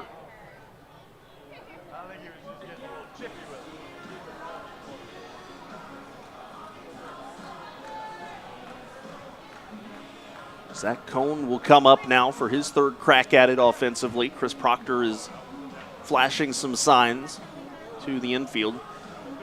There's bound to be some tensions when you face a team as often as the Rockers have faced Charleston recently, especially with Charleston struggling against High Point. Just trying to do whatever they can do to retain the momentum their offense has given the Dirty Birds the last couple of innings.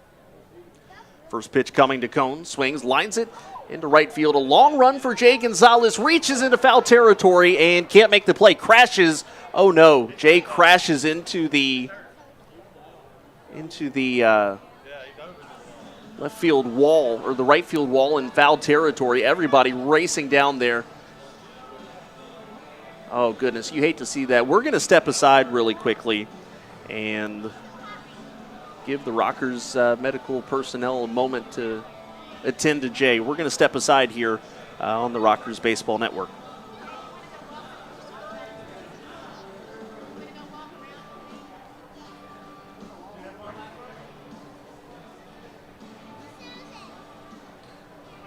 Posting on announcement, Pierce Carter IV and Brendan Solinger.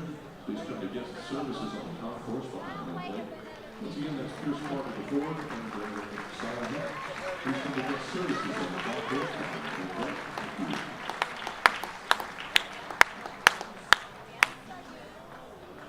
Yep.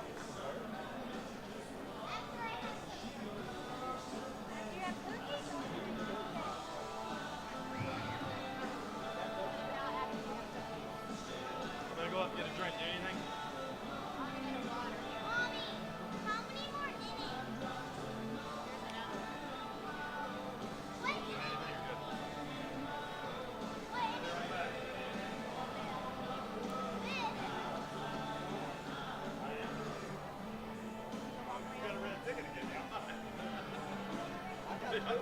Jump back in here. It's the best thing you could possibly hope to see. Jay Gonzalez gets up. It is standing back at his post in right field. An incredible effort to go for that foul ball off of the bat of Zach Cohn, knowing how badly the Rockers need that final out of the inning. But good to see Jay is up. He's back in right field, and we're ready to go. Swing and a miss on a nasty slider from Jonathan Crawford. And the count quickly 0-2 to Cohn.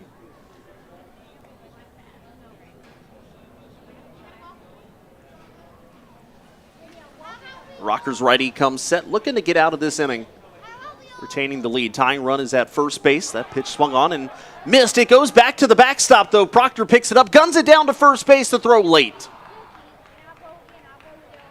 That's not something you see every day. A strike 3 on a slider down to Cohn, but he will go to first base as the pitch hit off of the plate. And that allowed Nick Longy to come in and score as the ball went up over everyone's head to the backstop. That'll be a wild pitch that allows the run to score. It is a 5-4 ball game now.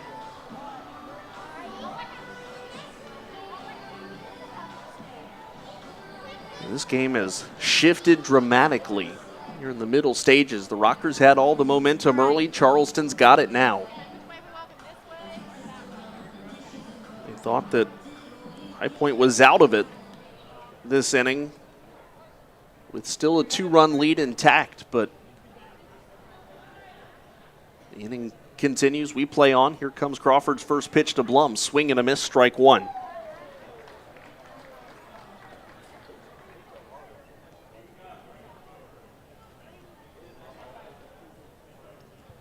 Tying run stands at second now. Go ahead run at first.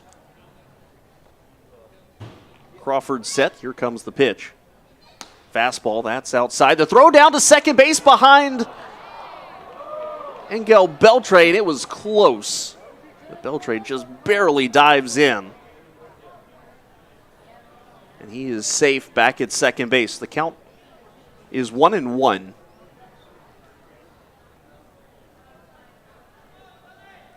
Crawford comes set. Here comes that 1-1 delivery to Blum.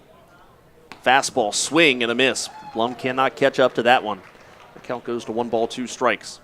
So once again, the Rockers 1 strike away from getting out of this inning, although It's ended up being a bit more of a messy inning than perhaps they were hoping for. 1-2 coming to Blum. Both runners go. That pitch is outside, and both runners end up stealing their respective bases. Proctor threw down to Michael Martinez, who was not covering the bag. He was standing well back to defend the ball being hit. So a double steal in Miguel Beltre's second, and the first for Zach Cohn. There's now 2 balls, 2 strikes, 2 outs, and 2 runners in scoring position. Here comes the pitch. That's down and away, and a good block by Proctor, and the count goes full now to Blum.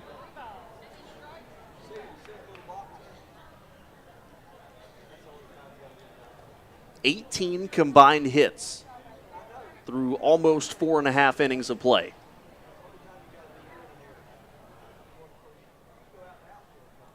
Here comes the pitch from Crawford, swung on. That's lofted up out of play, and the count remains full. This has turned into a lengthy top of the 5th.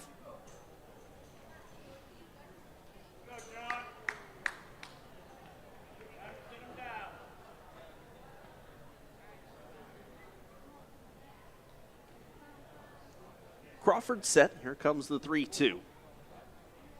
Fastball, and that's fouled straight back. Tyler Blum stays alive. With the Rockers not being able to complete 5 innings from their starter tonight, Peltimus, as Quincy Lattimore is done after an 0-for-3 day, which ends his 13-game on-base streak.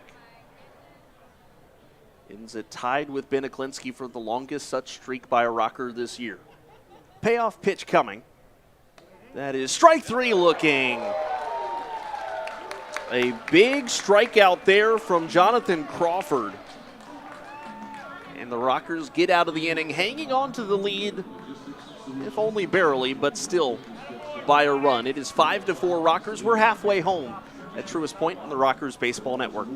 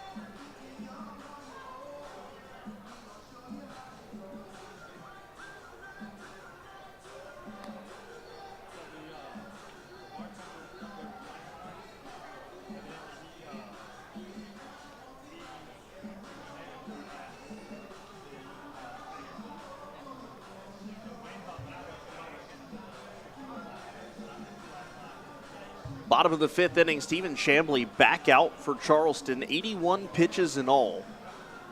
And he will be facing for the Rockers the 5, 6, 7 part of the lineup. That is Martinez, Field, and Gonzalez. As the Rockers had a 5-0 lead, it is now a 5-4 lead. So hanging on precariously right now. While we've got a moment, let's go ahead and update you on some things going on around Rockers baseball and around Truist Point coming up. Just a reminder, this week is the soft opening for the Stock and Grain Assembly Food Hall and the opening of their 2 bars, Cahoots and Bevelry. Both tonight, tomorrow, and Saturday. You can come in between 4:30 and 9 o'clock, and on Sunday between 4:30 and 8 o'clock. Live entertainment and featured food items will be on display. As Martinez swings, first pitch, pops it up into left field. And it is Beltre who makes the catch for the first out of the inning. Also tomorrow, Fireworks Friday at the ballpark. As Gastonia comes in, that's not where the fireworks supposedly are coming from. Post-game fireworks after the game tomorrow. You can watch those fireworks from the field. But it should be a good weekend of baseball as well with Gastonia coming in. Grab your tickets, highpointrockers.com. You don't want to miss it. Also, another specialty jersey coming up for High Point. Is that pitch low to Johnny Field, 1-0. First Responders Night presented by Ilderton Dodge Chrysler Jeep Ram Fiat. And Rockers will be saying thank you to all first responders and all heroes in the High Point areas. That pitch is strike on the inside corner, 1-1. Special jerseys that they will be wearing, you've got to see them. They look really good. Will be auctioned off to raise money for both the High Point Police Department and the High Point Fire Department. And all first responders who show proper ID can get 50% off their entire ticket order, with gates opening at 6 o'clock. First pitch 6:35 as Johnny Field grounds that one over to third base, is retired for the second out of the inning.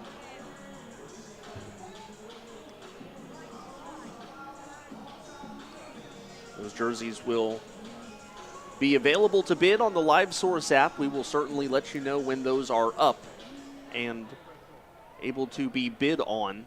Should be probably tomorrow, I would guess. Get a little early start. First pitch to Jay Gonzalez, a fastball up, and the count goes to 1-0. Right-hander up in the pen for Charleston. High Point has a right-hander as well. I think it's John Hayes. Yes, it is John Hayes. And Jay Gonzalez swing and a miss. The count 1-1. Good to see Gonzalez showing no ill signs of crashing into the padded wall in right field foul territory. Here comes the 1-1. That's down and away. The count 2-1. We can close the book on Gavin Heltemus and his professional debut. It was solid. As Gonzalez swings, lines it into center field. Seymour going back and makes the catch for the final out of the inning. We will wait, though, to do that in the top of the sixth inning. John Hayes will be coming in to pitch for the Rockers. The Rockers will try to hang on to a one-run lead. It's 5-4 High Point as we go to the top of the sixth on the Rockers Baseball Network.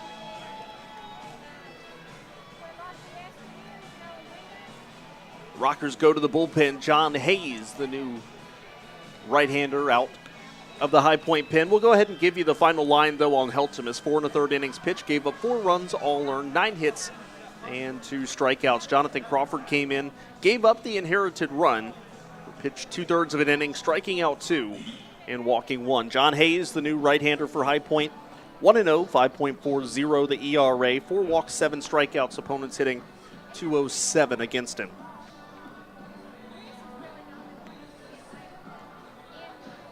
Hayes will be facing Kelly, Burcham, and Seymour.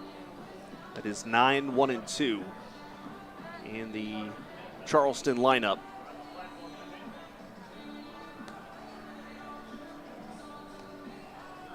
And it looks like the Rockers have made a couple of defensive changes here.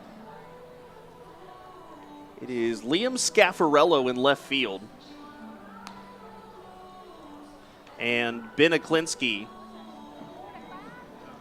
has moved from left to right, so it looks like the day is over for Jay Gonzalez. So Aklinski is in Now, what it could potentially do, we don't know whether Scaffarello has replaced the pitcher's spot, who was hitting 4th, or Gonzalez, who was hitting 7th. So that remains to be seen. But Aklinski is now in right, and Scaffarello is in left.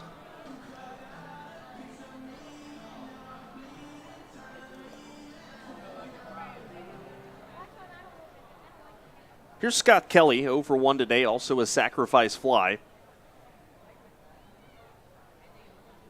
And the first pitch to Kelly, a fastball up, and the count goes to 1-0. Well, as is to be expected on a warm summer evening, forecast is changing rapidly. As Kelly swings, high fly ball, left field, Scaffarello racing back on it. That ball is going to one-hop the wall and go over for a ground rule double. So the tying run starts off at second base here in the 6th inning. What I was going to say is because of the rapidly changing weather patterns right now, there's now a 79% chance of rain at 9 o'clock. That was not there earlier. We are through enough of the ball game where it will count as a completed game should we have to stop early, but all of a sudden the tying run at second base makes this a precarious situation with Scott Bertram, the batter. Bertram lays down a bunt, deadens it right in front of the plate. Proctor picks it up and throws it into left field. Coming in to score is Scott Kelly on the throwing error by Chris Proctor, and we're tied at 5.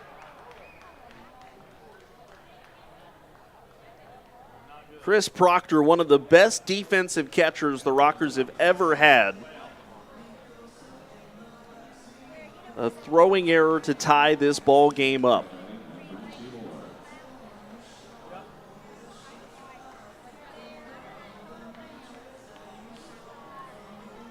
So the hitter now, Anthony Seymour. The go-ahead run is now at first base.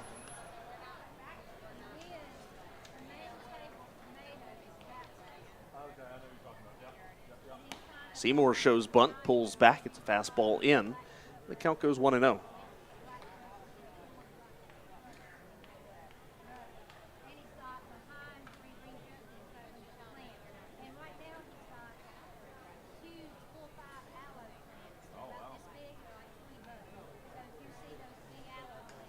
Hayes comes set. Right-hander still throwing for Charleston in the bullpen. This is hit on the ground to Jerry Downs. It rolls up his glove. And it's Michael Russell shoveling it to first base, and it's late. And that's going to be an error, I think, on Jerry Downs, which will be his first of the game, or first of the year. Sloppy for High Point here in the 6th inning.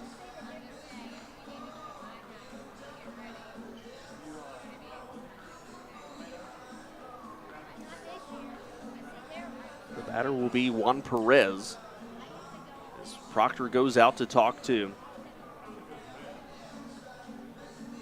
John Hayes here. Just not what you want to see. Everything is unraveled for High Point in the 4th, the 5th, and now the 6th.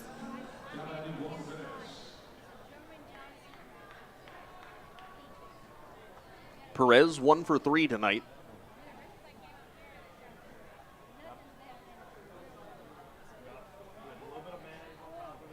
And here comes the 1-0. Perez now shows bunt. He bunts it off of the face mask of Proctor. And they count 0-1.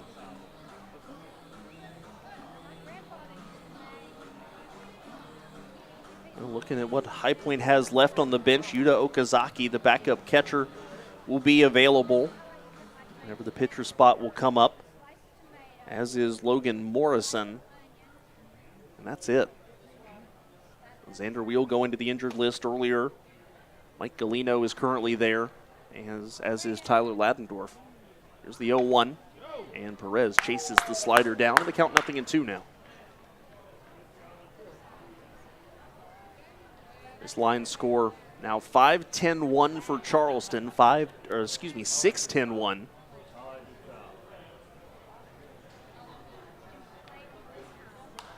That pitch lifted up. And a long run from Scaffarello makes the catch. In the Charleston bullpen, that's the first out of the inning. I apologize if I said Charleston had the lead a moment ago. It's a 5-5 ball game. So 5-10-1, the line score for Charleston. 5-9-2, the line score for High Point.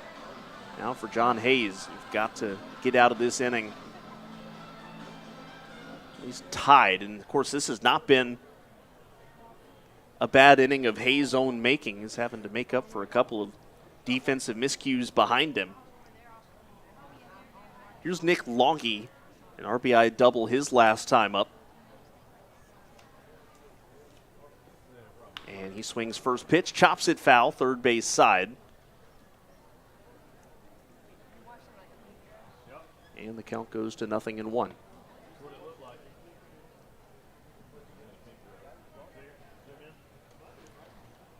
Well, that'll get Chamblee off of the hook. Chamblee given up 5 runs in 5 innings. Looks like he is done.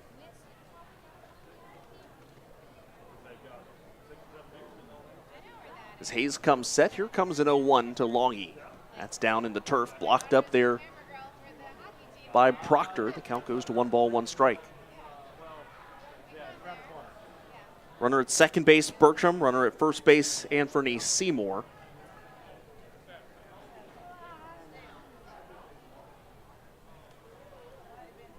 Rain will probably get here in about 40 minutes, looking about 9-10-ish.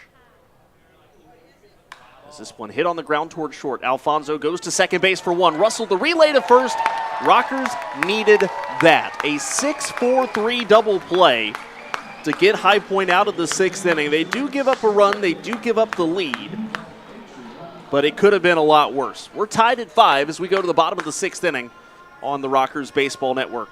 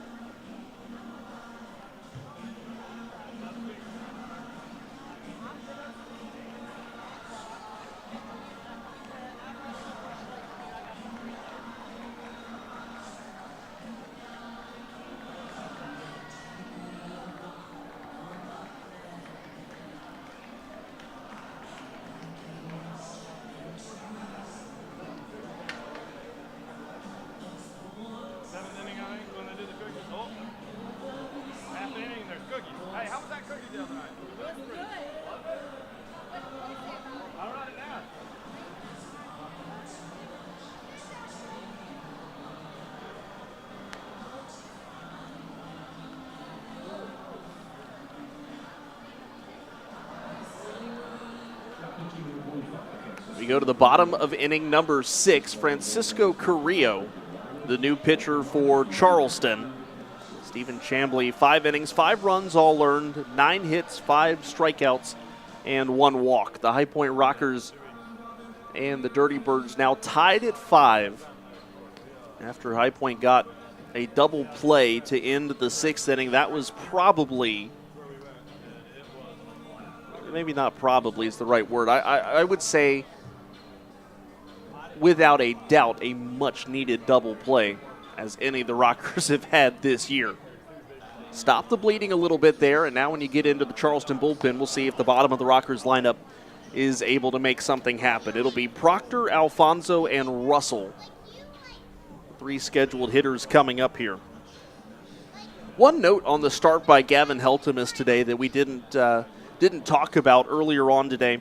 How about the Rockers starting pitching recently, including Heltemus' start today? The Rockers starting pitchers, their last 4 outings, have walked 4 batters in 21 1/3 innings pitched. Now that is some good control by the High Point starting rotation.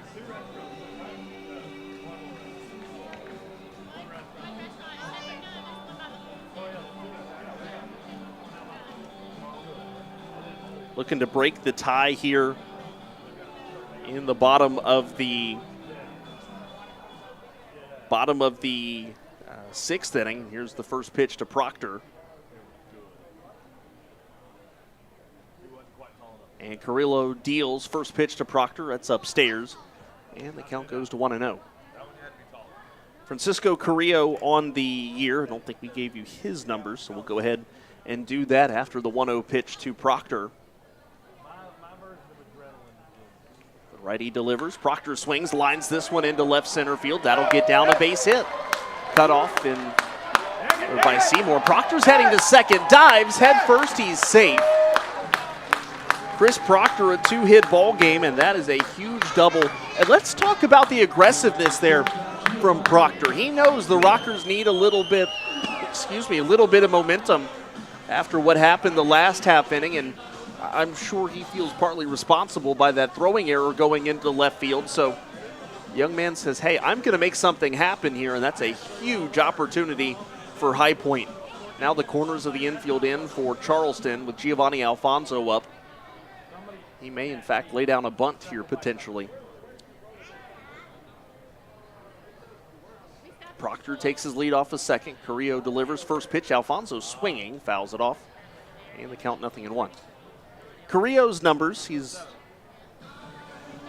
not given up a run this year. This is his 7th appearance. No wins, no losses. 7 hits, 2 walks, 5 strikeouts. Opponents hitting .304 against him.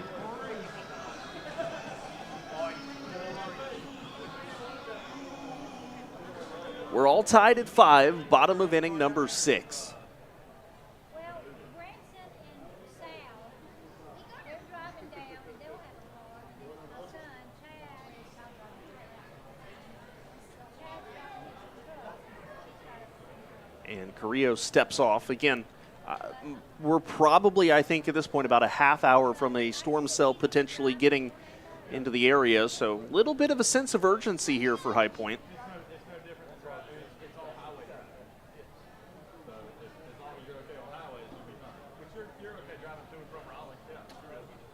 Carrillo delivers, and Alfonso pushes a bunt down the first base side. Carrillo will tag out Alfonso. But it's a beautiful bunt that advances Chris Proctor to third base.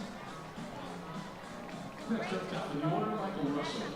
now the Rockers will have 2 cracks at it to put the go-ahead run across the plate. Here's Michael Russell, 1 for 3.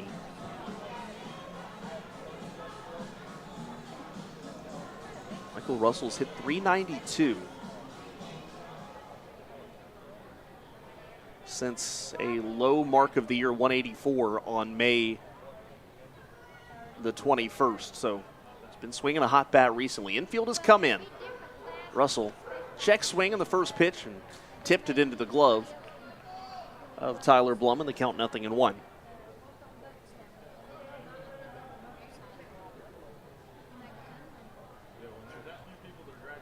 Rockers averaging 5.8 runs scored per game. They're at 5 right now, with the 6th standing at third, the potential 6th. That pitch down in the turf, good block by Blum, and the count 1-1.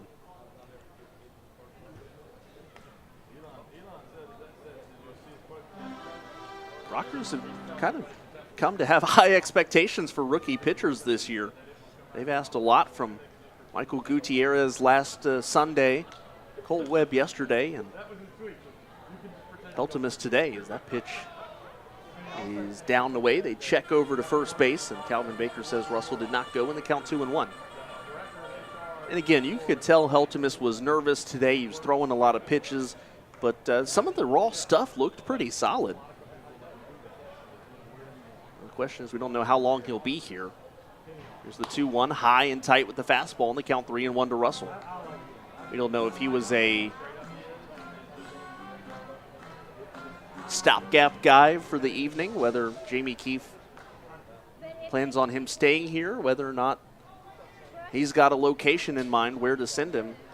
Jamie's always good at taking care of young players, putting them somewhere where they'll be able to play. There's a 3-1 to Russell. Check swing down. Did he go? No. Ball 4. Runners at the corners now with 1 out for Ben Aklinski, who's 1 for 4 tonight.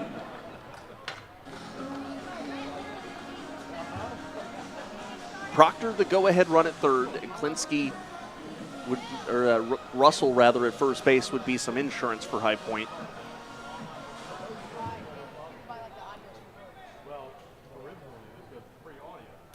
Looking to see who will be coming up to the steps in a minute. Jerry Downs in the on-deck circle.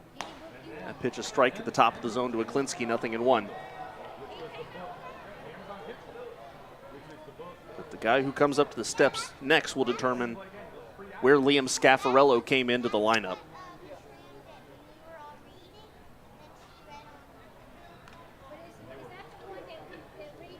Aklinski fouls that one straight back, and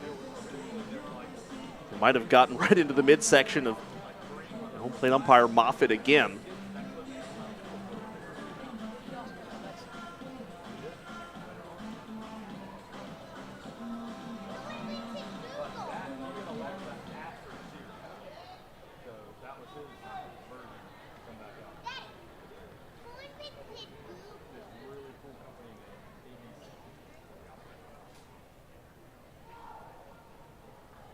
Comes in 0-2.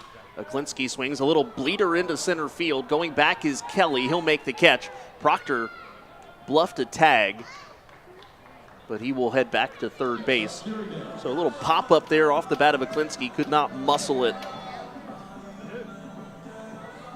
over the head of the second baseman.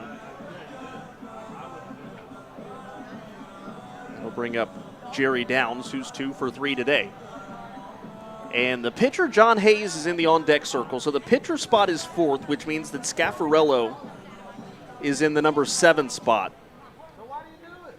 It's fun. What about that fun? After you do it, You just told me you didn't like it, but that's fun. after you do it, it's fun. Here comes the first pitch to Downs. That's up, and the count goes 1-0. But aren't there other things you can do in life than get adrenaline fun?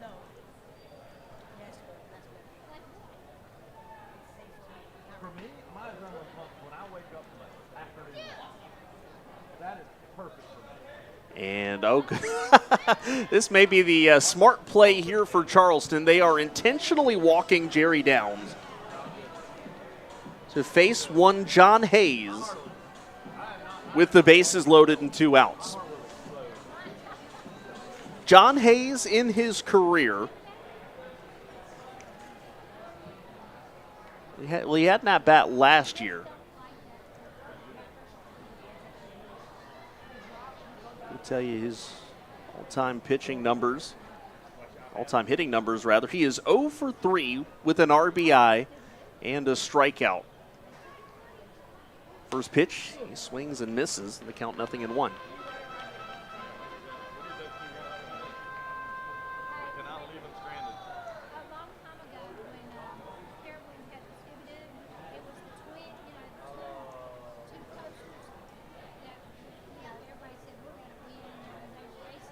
Carrillo comes set. Here comes an 0-1 to Hayes. Looking for career RBI number 2. That pitch down low, and the count goes to 1 ball, 1 strike. Michael Martinez in the on-deck circle. I tell you what, if John Hayes was able to come through here, that may be one of the biggest moments. Sure, it would be the biggest offensive moment in his career, but I think it would be the best pitcher hitting moment in Rocker history. It's a ball and a strike with the bases loaded. The pitcher Hayes at the plate. And 2 outs. Forgot to mention that part. Here's the pitch. And it's just down low. The count goes to 2-1. Hayes, a tall guy. 6'6".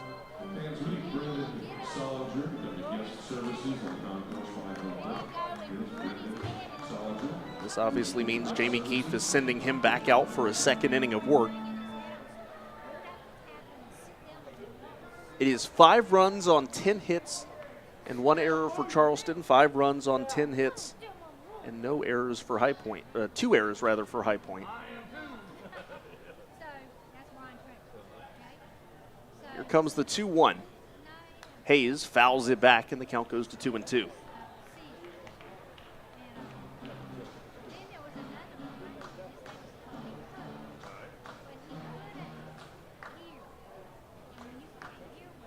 Proctor at third. He's the go-ahead run. Russell at second with insurance. Downs at first with more. Rockers would be happy with just 1. Here's the 2-2. Hayes hits it on the ground to third base. The third baseman, Cone, goes to second for the final out of the inning. Hayes gave it the old college try. But that's the final out of the inning. So we head to the top of the 7th, still tied at 5 on the Rockers Baseball Network.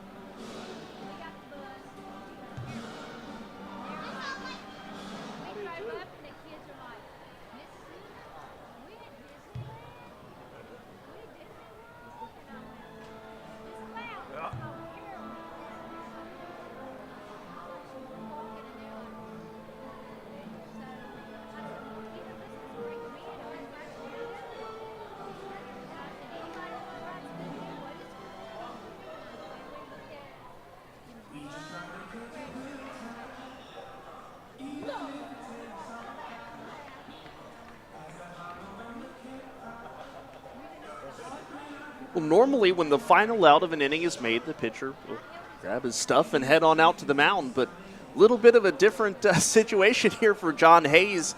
He hit the ground ball that ended up becoming the final out of the inning, so Hayes had to go back in and get rid of his offensive equipment and trade it in for the glove and the bat and the hat. So he's just now getting out and taking his second warm-up toss.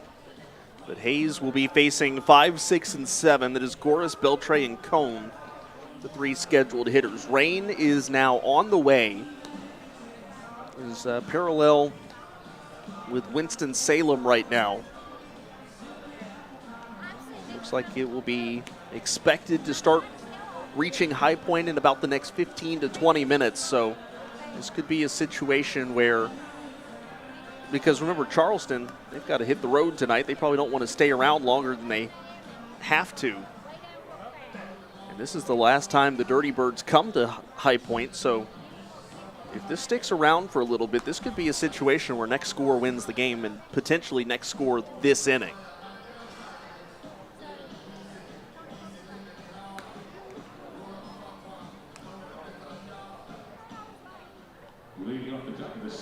Here's Diego Goris. He is 1 for 3 today.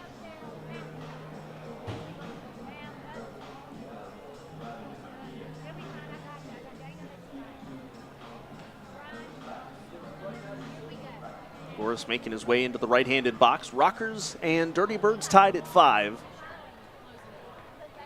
Looking around at everything else that's going on right now in the Atlantic League. The good news is Gastonia down right now by 5 as well. Or they are down by 5, which means that even if the Rockers lose, the way things are going, they won't lose any of their 3-game lead. First pitch to Goris, a fastball strike.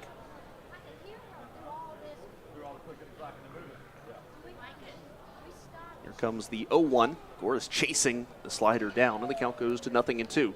Looks like a right-hander starting to throw in the Charleston bullpen. High Point will have 5, 6, and 7 coming up in the bottom of the 7th inning.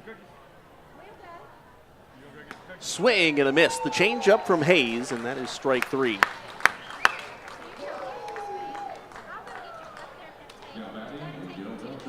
And Gil Beltre comes up now.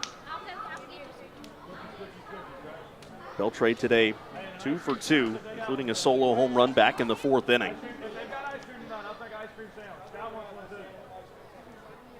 We're tied after 6 innings, and when tied after 6 this year, the Rockers just 2-2. So it's anybody's game. This one a 2-hopper to third base. Michael Martinez, strong throw to first in time. And his 2 quick outs for John Hayes. That'll bring up Zach Cone, 1 for 2 today. A double and a run scored in the 4th inning. And a couple of strikeouts, but his last strikeout was the dropped strike 3, which allowed Cone to successfully go over to first base, and that prolonged the 5th inning. Also allowed a run to score, which at this point is the tying run. First pitch from Hayes. Fastball, strike on the inside corner, and the count goes to 0-1.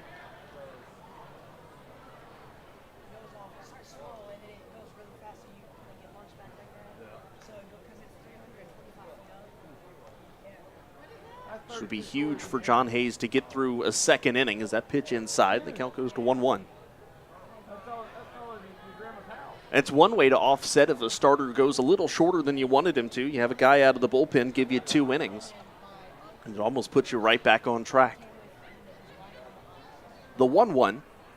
Fastball hit on the ground toward short, backhanded by Alfonso. Nice play and a strong throw to first in time for the final out of the inning. So a 1-2-3 7th inning for John Hayes, and it's stretch time at Truist Point. It's a tie ball game between the Rockers and the Dirty Birds. The Rockers are looking for a sweep, but it's 5-5 as we head to the bottom of the 7th inning on the Rockers Baseball Network.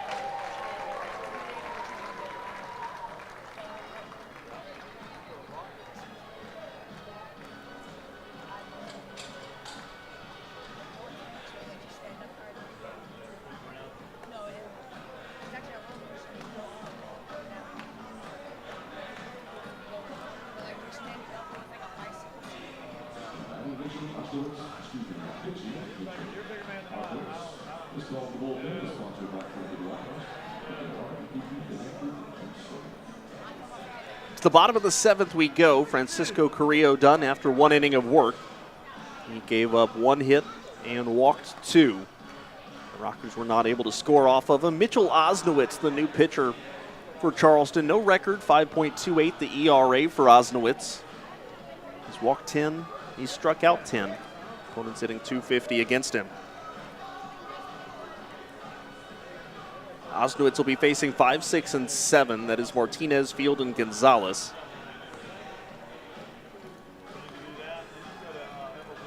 Well, we've got a second. Again, a reminder of some of the things coming up here at Truist Point. First off, tomorrow, Fireworks Friday. You can watch the post-game fireworks from the field at Truist Point. You can't do that anywhere else in North Carolina, so certainly you want to get out here and enjoy not just a good game, it's the beginning of rivalry weekend between the Rockers and Gastonia Honey Hunters, but then the post-game fireworks as well.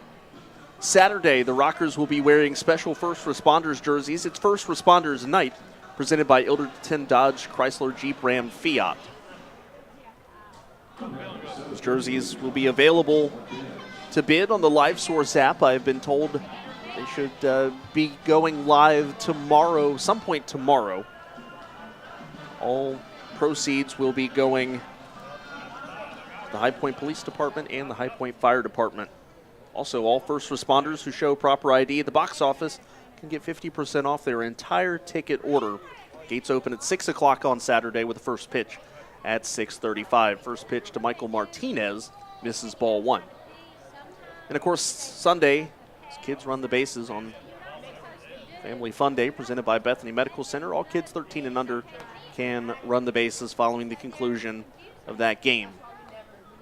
Tickets can be found at highpointrockers.com. That pitch to Martinez misses, count 2-0. You see Tyler Blum verbally signaling to Osnowitz, hey, just play and catch. He pointed to his chest. Throw it to me.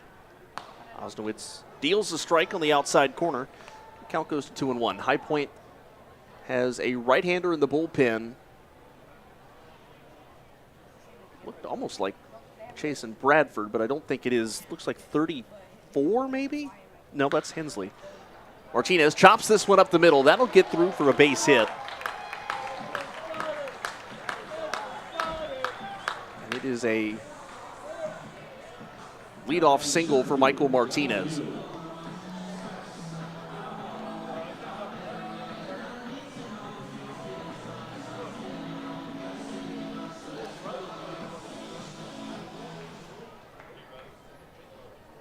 guess potentially it could be Chase and Bradford if the Rockers think that this game may not get to the 9th inning.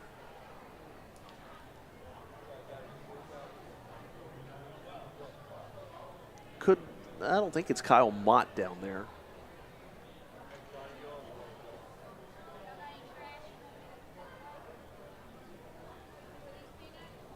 Here comes the pitch. Field lays down a bunt, but it goes foul. Count 0-1.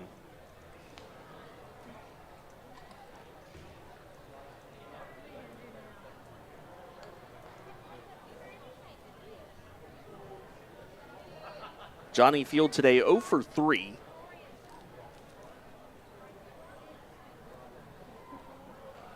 Struck out twice, and he's grounded out to third. Go-ahead run stands at first. Osnowitz delivers. Field swings and misses. Count 0-2. Kyle Mott heading down to the bullpen right now. But he's not the one throwing. I almost wondered if it was the new guy, Nathan Bates, but just based on the number, looked like Bradford. Here comes the 0-2 to Field. Chops it foul, third base side. And the count remains 0-2.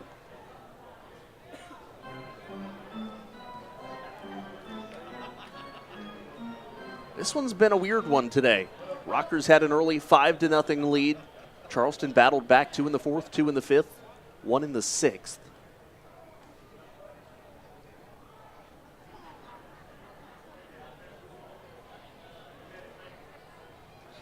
Martinez faked as if he was going to go. Field swings and misses.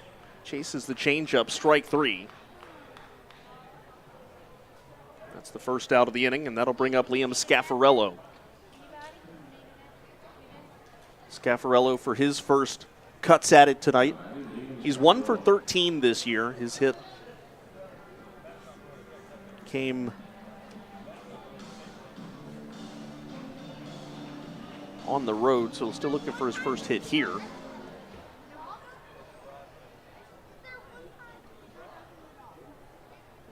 First pitch to Scaffarello, a fastball strike, and the count, no, it missed actually, and the count 1-0. Thought it was going to be a called strike. But at the end of the day,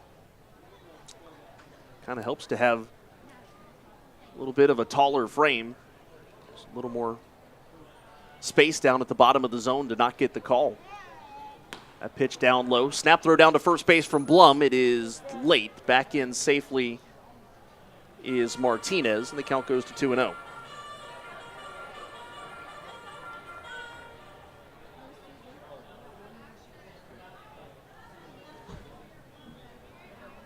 And whoever it is down in the bullpen has just chucked one all the way down to the Rockers, they're 2 behind home plate area. So I've been told the reason I did say 34 at first. I have gotten confirmation it is number 34, but 34 is normally Bryce Hensley. And that's obviously not Hensley because this is a right-hander and Hensley is on the injured list. That pitch misses and the count 3-0. My only guess is it's Nathan Bates, who was listed as number 18.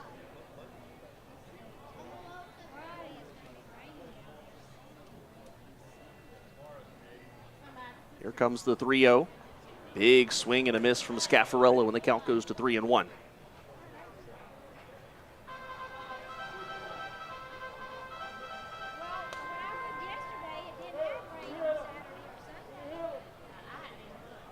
Martinez takes his lead off of first.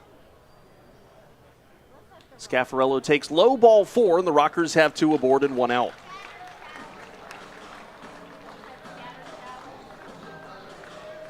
Here comes Chris Proctor. He's got a 2-hit game going. A 2-run single in the 3rd, a double in the 6th inning. If he was able to come through here, could be the biggest hit of the ball game, especially knowing that there is a storm system on the way. Again, not a particularly big sell, but you got to keep in mind, Charleston's got to hit the road. It's already 9 o'clock. And you've got to wait at least a half hour once it gets there, and you got to get the field ready after that. So who knows how long the Dirty Birds and the Rockers will actually want to wait, as Proctor Fouls that one off, and the count 0-1.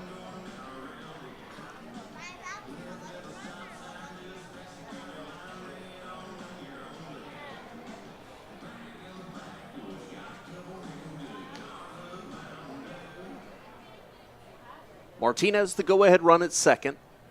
Scaffarello at first base. Rockers have 11 hits and 5 runs. Charleston 10 hits, 5 runs. Proctor grounds it first base side. It'll go foul.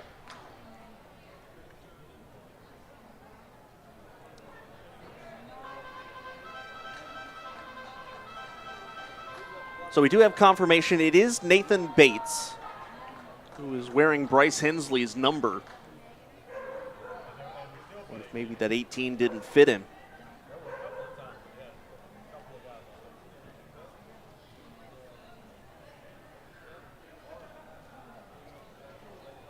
Here comes a 0-2 to Proctor. Osnowitz delivers, and that's down in the dirt, and it gets away from Blum. Blum can't find it, and it will almost head into the Rockers' dugout. The wild pitch will allow both runners to advance. And now the Rockers have the go-ahead run standing at third. Charleston pitchers uncorked 3 wild pitches yesterday. That is their first today. The only way it could come at a worse time is if he delivered another one now. It's a ball and 2 strikes to Proctor. Alfonso, who's been red hot for High Point in the on-deck circle. Seems like every game for him is a multi-hit game. Proctor grounds it first base side foul.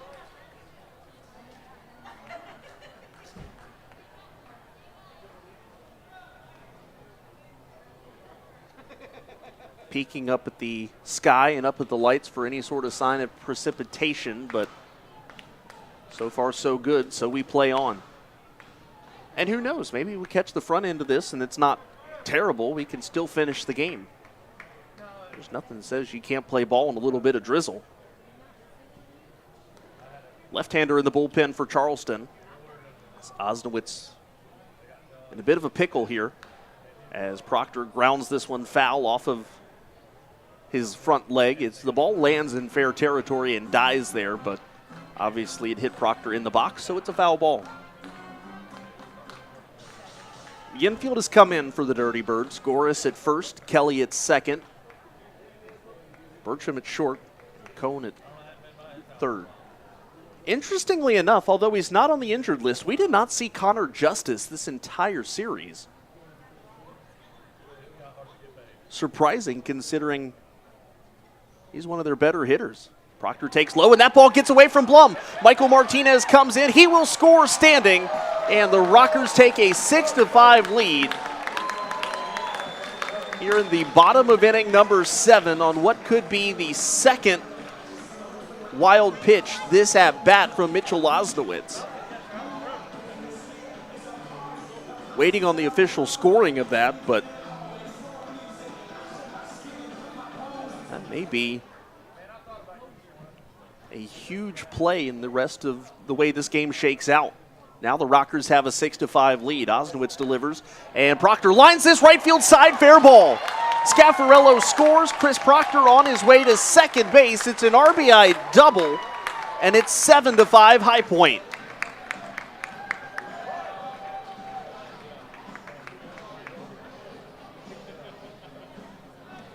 Chris Proctor, a 3 RBI night, a 2 double night.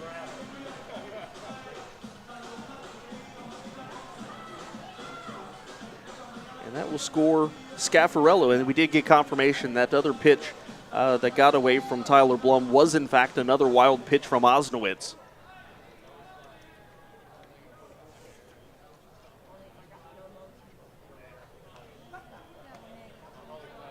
First pitch to Alfonso, and that misses ball 1.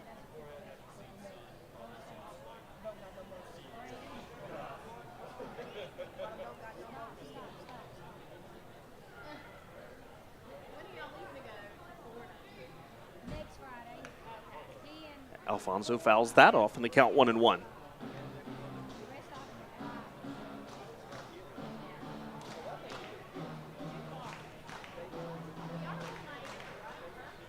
Now the the Rockers have an opportunity if this game is able to get completed. They could go Bates in the 8th inning. They could go Bradford in the 9th. This one skied in the air to right. Under it and making the catch is the right fielder Perez, as Proctor will head to third base to throw high and late. That is the second out of the inning. I'll tell you what, Chris Proctor, although his throwing error may have tied this ball game up, he also, in the bottom of the 6th inning, gave the Rockers a chance to take the lead and added a little bit of insurance here with a rope down the left or the right field line. Top of the lineup, Michael Russell, who is 1 for 3 today, has also walked and has scored. Even more insurance standing at third base. First pitch, Russell fouls it off of his front leg, and the count is 0-1. We get to the top of the 8th inning. We'll take another look at the Atlantic League scoreboard.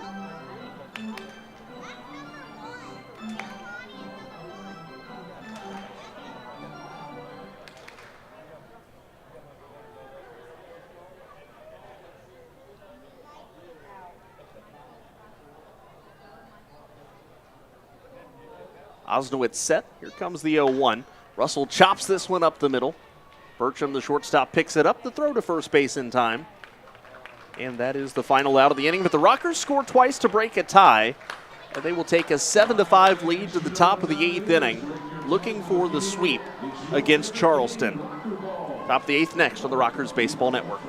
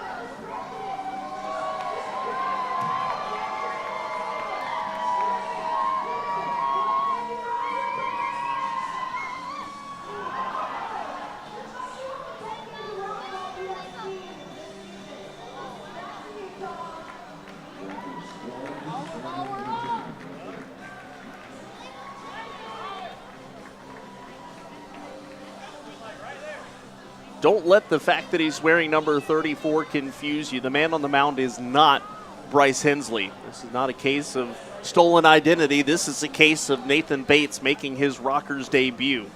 Bates, a product of Georgia State University, pitched in affiliated ball as recently as last year, reaching Double-A Rocket City with the LA Angels, was pitching for Monclova in the Mexican League, a couple of appearances this year, and now finds himself in High Point, so he is making his Rockers debut today.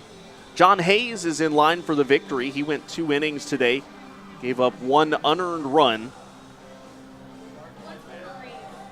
He surrendered 1 hit and struck out 1.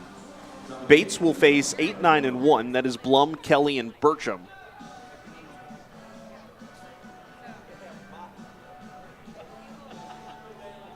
Rockers lead 7-5, top of the 8th inning. We'll take a look here at the out-of-town scoreboard in just a moment. As the first pitch, a fastball strike. So elsewhere in the Atlantic League, bottom of the 6th inning right now, Staten Island and Lancaster tied up at 2. It's a 7-inning game as that off-speed pitch from Bates stays low, 1-1. Top 7, the Ducks shutting out Gastonia 5-0. Akil Morris is twirling a masterful ball game for Long Island up to this point. That fastball fouled off, and the count goes to 1-2.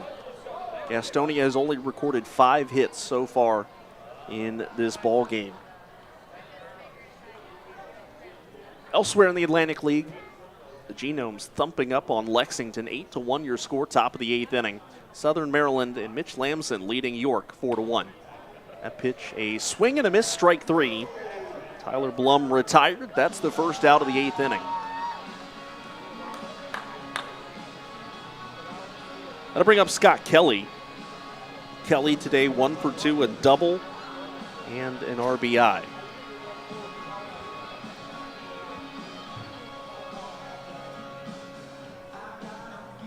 Left-hander up in the bullpen again for Charleston. Rockers lead by 2. Rain is on the way. The more I look at that sell that's coming in, is that pitch a called strike and the count 0-1. Again, not a huge sell, but based on the circumstances of what time it is and how long it may be here, there is a chance once it gets here, if we stop, we will not restart. But again, we are in the top of the 8th inning, so we've got a chance to get this one finished. As that pitch, a swing and a miss to Kelly, and the count 0-2.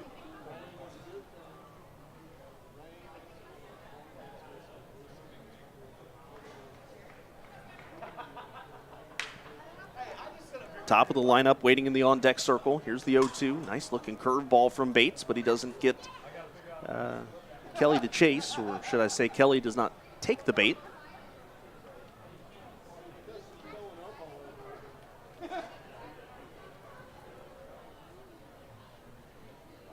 Here comes the pitch, high fastball, again trying to get Kelly to chase, and again unsuccessful in that endeavor, and the count goes to 2 balls, 2 strikes.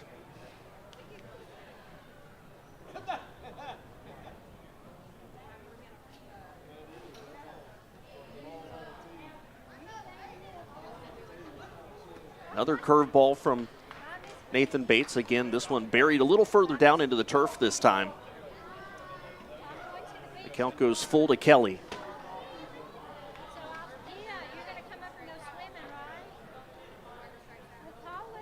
Bates comes set, and here comes the pitch. Fastball hit up the middle. Alfonso scoops it up. A nice hop for him. The throw on to first base in time. And that is the second out of the 8th inning, and that'll bring up Scott Burcham.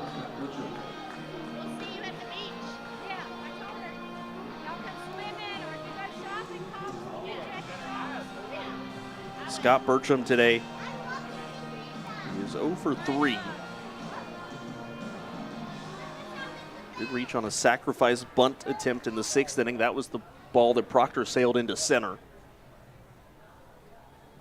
That one swung on, hit on the ground to Russell. He picks it up and throws on to first base. A 1-2-3 8th inning for Nathan Bates. I would call that debut a success. We go to the bottom of the 8th inning. Rockers still lead it by 2. Rockers Baseball Network. Prince School, Piedmont School, and Westchester Veterans Day School offer students the opportunity to grow and learn in a fun and competitive environment. For more information, visit each school's website to get your job started on the path to success.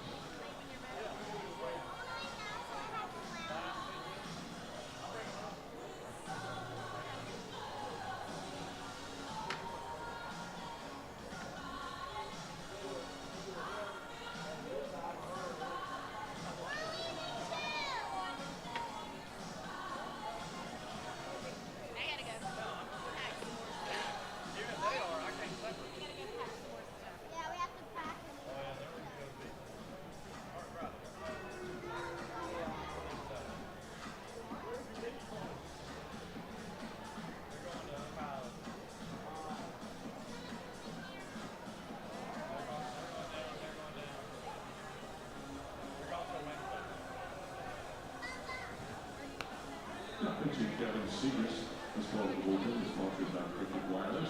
Will be live if you can get it and safe. Cricket Wireless.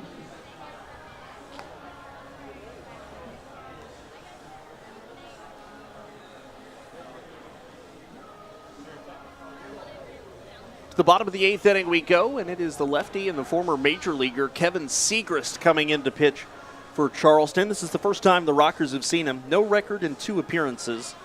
He's given up 1 hit in 2 innings, 1 walk, and has struck out 5. He'll be facing Aklinski, Downs, and the pitcher's spot. We could see a pinch hitter there. Of course, the only available guys, Yuta Okazaki and Logan Morrison. as everyone else is either injured or has already gotten into the ball game today. High Point leads a wild game 7-5. This has been a bit of back and forth. And I know I use the word wild every other night when the Rockers are playing, but you know what? That's just a way you describe the Atlantic League is wild. A lot of games have just wild back and forths or strange ways that runs are scored.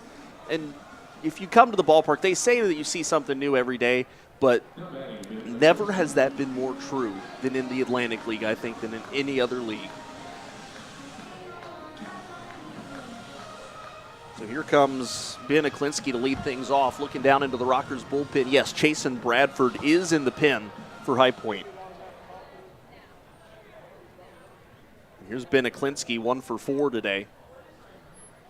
First pitch from Sechrist, a fastball, and it misses outside, ball 1.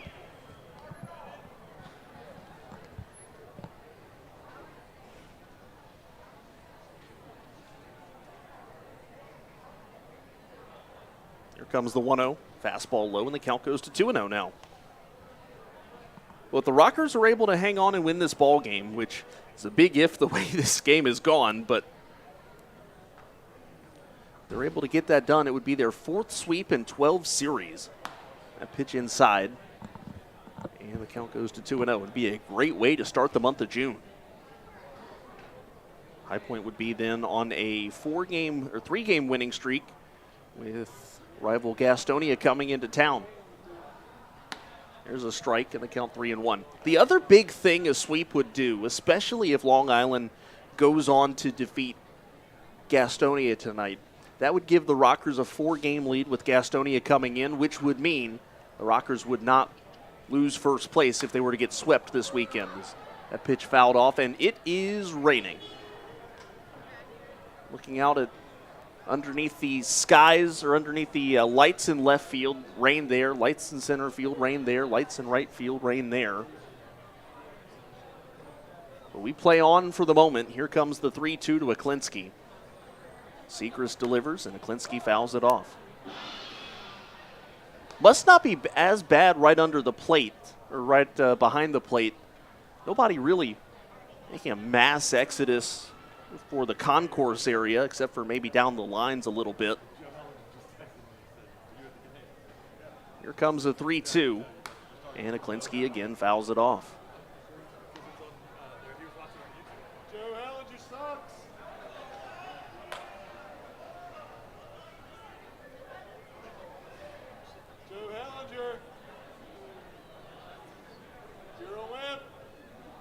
Must be more of a mist than anything else.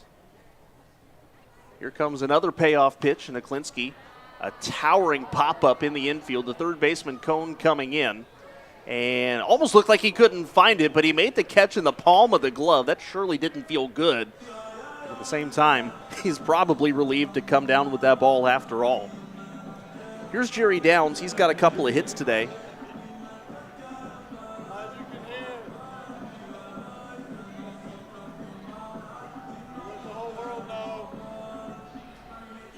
Downs digs into that left-handed box. You're the best banker in the world, Joe.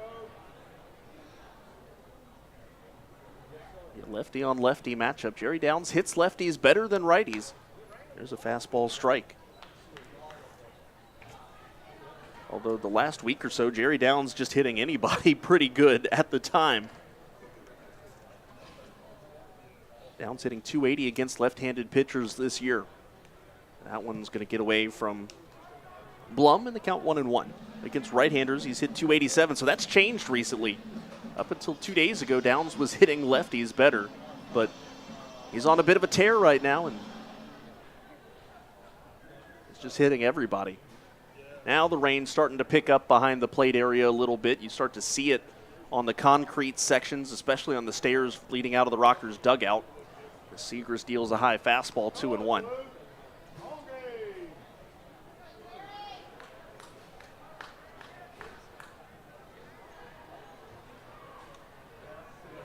Nobody on, 1 out, bottom of the 8th inning. High Point with a 2-run lead. Sechrist now steps off.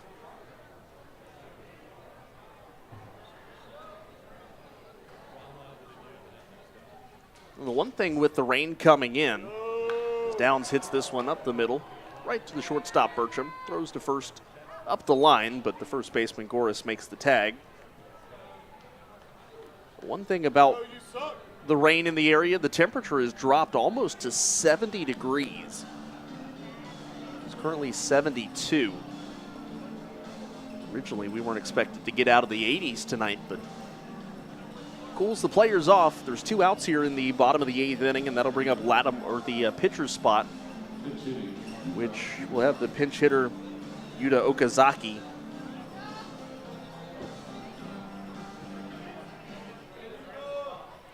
Yuta 0 for 6.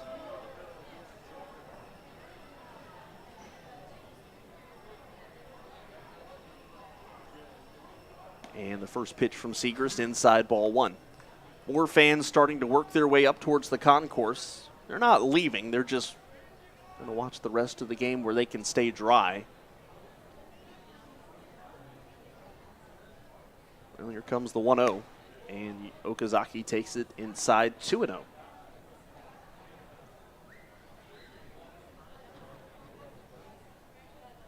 Fireworks at the ballpark tomorrow after the game. Beautiful forecast for tomorrow. It'll be a nice evening.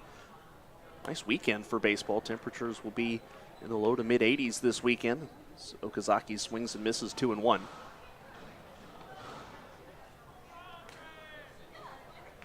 Rockers take on the Gastonia Honey Hunters for the first time this year.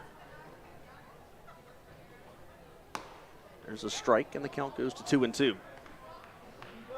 Rockers played Gastonia twice in the exhibition schedule. The Honey Hunters took both of those.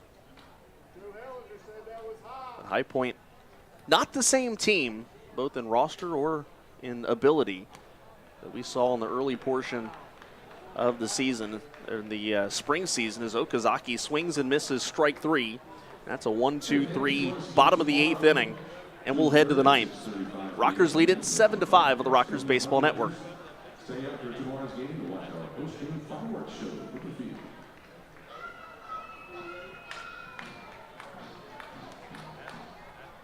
Joe, is it number 48?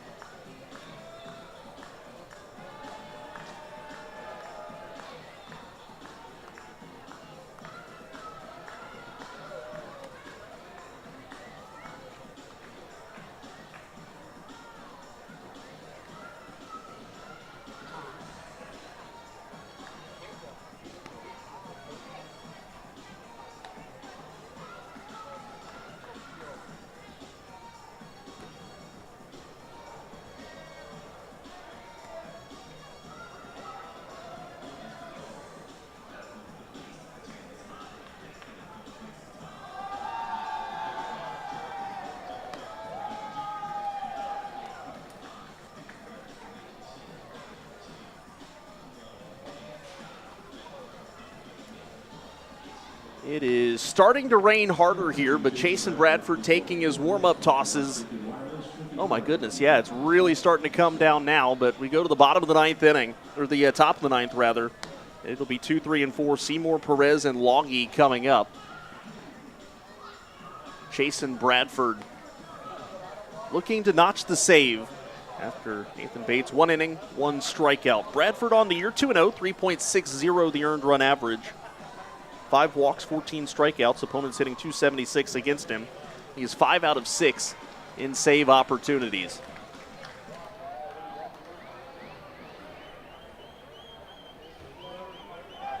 Anthony Seymour, 2 for 4 today. Joe, is it number 48? And here comes the first pitch from Bradford. Bunted foul, and the count goes to 0-1.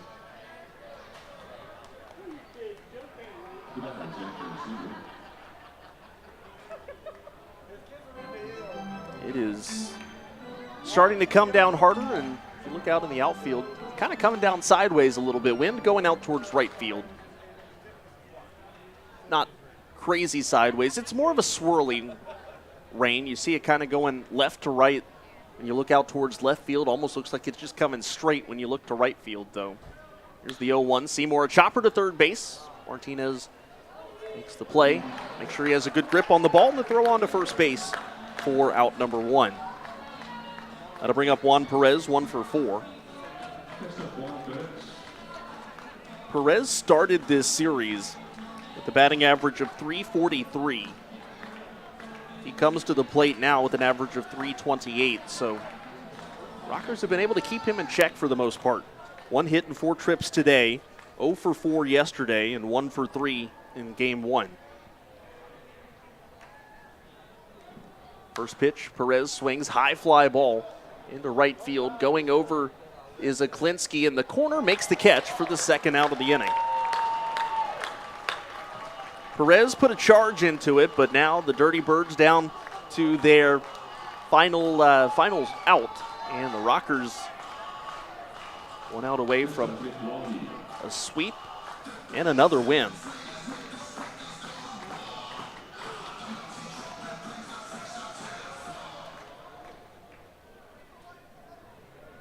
Nick Longy, the batter. He is 1 for 4 with an RBI double. As the rain continues to come down here, Bradford's first pitch to Longy fouled off, and the count 0-1. Texted a coworker who's down on field level right now, and I asked, "How bad is the rain?" I got a 1-word response: bad.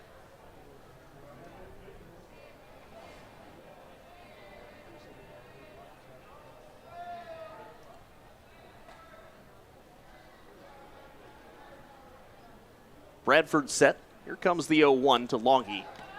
Swung on and just got a piece of it at the plate, and the count 0-2. Charleston down to their final strike.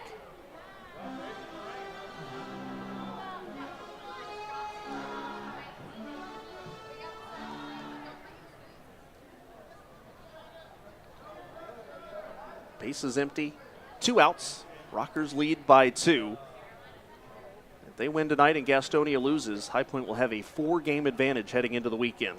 Here's the 0-2. That is just outside. Bradford wanted it, didn't get the call. We play on into the rain, at least one more pitch.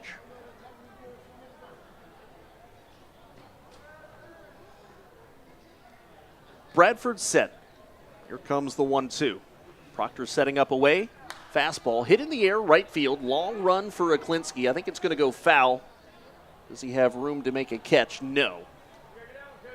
So the count remains 1 ball and 2 strikes.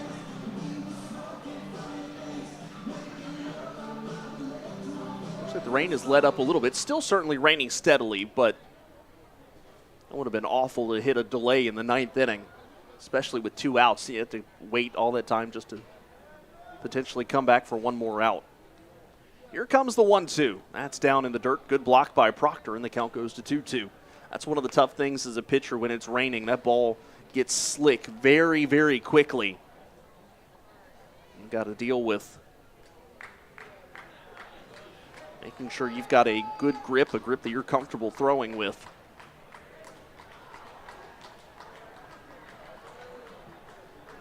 Bradford shakes off Proctor once, now comes set. 2-2 coming to Longy. The righty kicks and fires. That is outside with the slider, and the count goes full.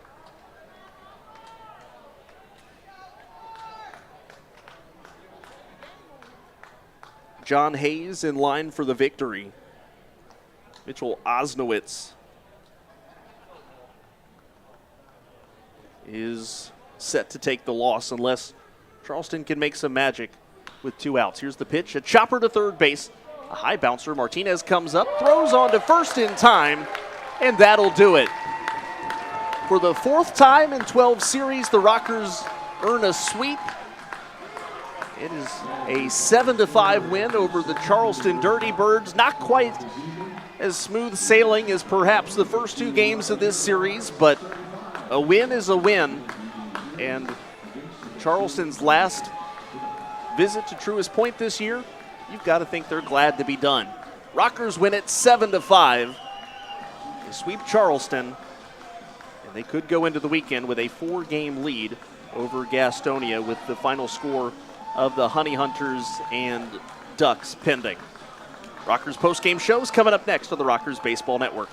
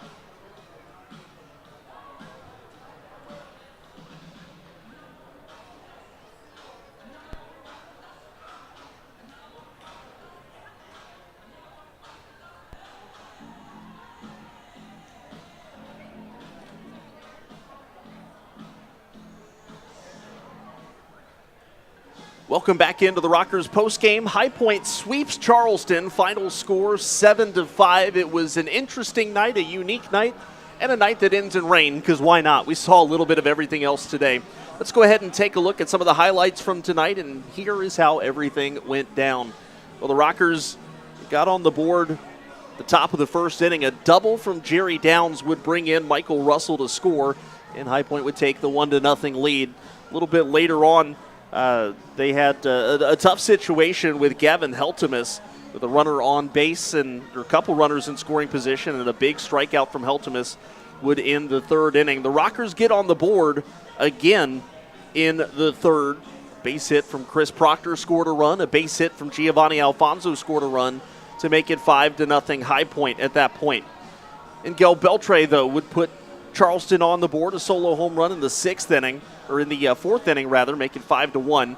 And a double from Nick Loggy would bring in another to make it 5-3. Chris Proctor in the top of the sixth inning with a sure-handed defensive catcher made a throwing error on a bunt attempt to try to get the lead runner at third base. The throw goes into left field. The tying run comes in and scores to make it a 5-5 ball game. In the bottom of the seventh inning, still tied at 5 and with rain on the way, Mitchell Osnowitz comes in, uncorks a wild pitch that allows Michael Martinez to score what would be the go-ahead run. And a few batters later, Chris Proctor would double. It would bring in Liam Scaffarello to score the insurance run, and the Rockers would go on and win. Final score 7-5. We'll go ahead and take our final look around the Atlantic League scoreboard report before we get you the final numbers of this ball game today. Elsewhere around the Atlantic League, the Genomes winning the completed game from yesterday, or the suspended game from yesterday, 11-9, the final score of that one. And then in today's regularly scheduled contest, Genomes win it 9-1 over Lexington. Dustin Beggs picks up his second win of the season. Staten Island falls to Lancaster in game 1 of a doubleheader, 7-3. Game 2 has gone to extra innings. They're tied at 2 right now.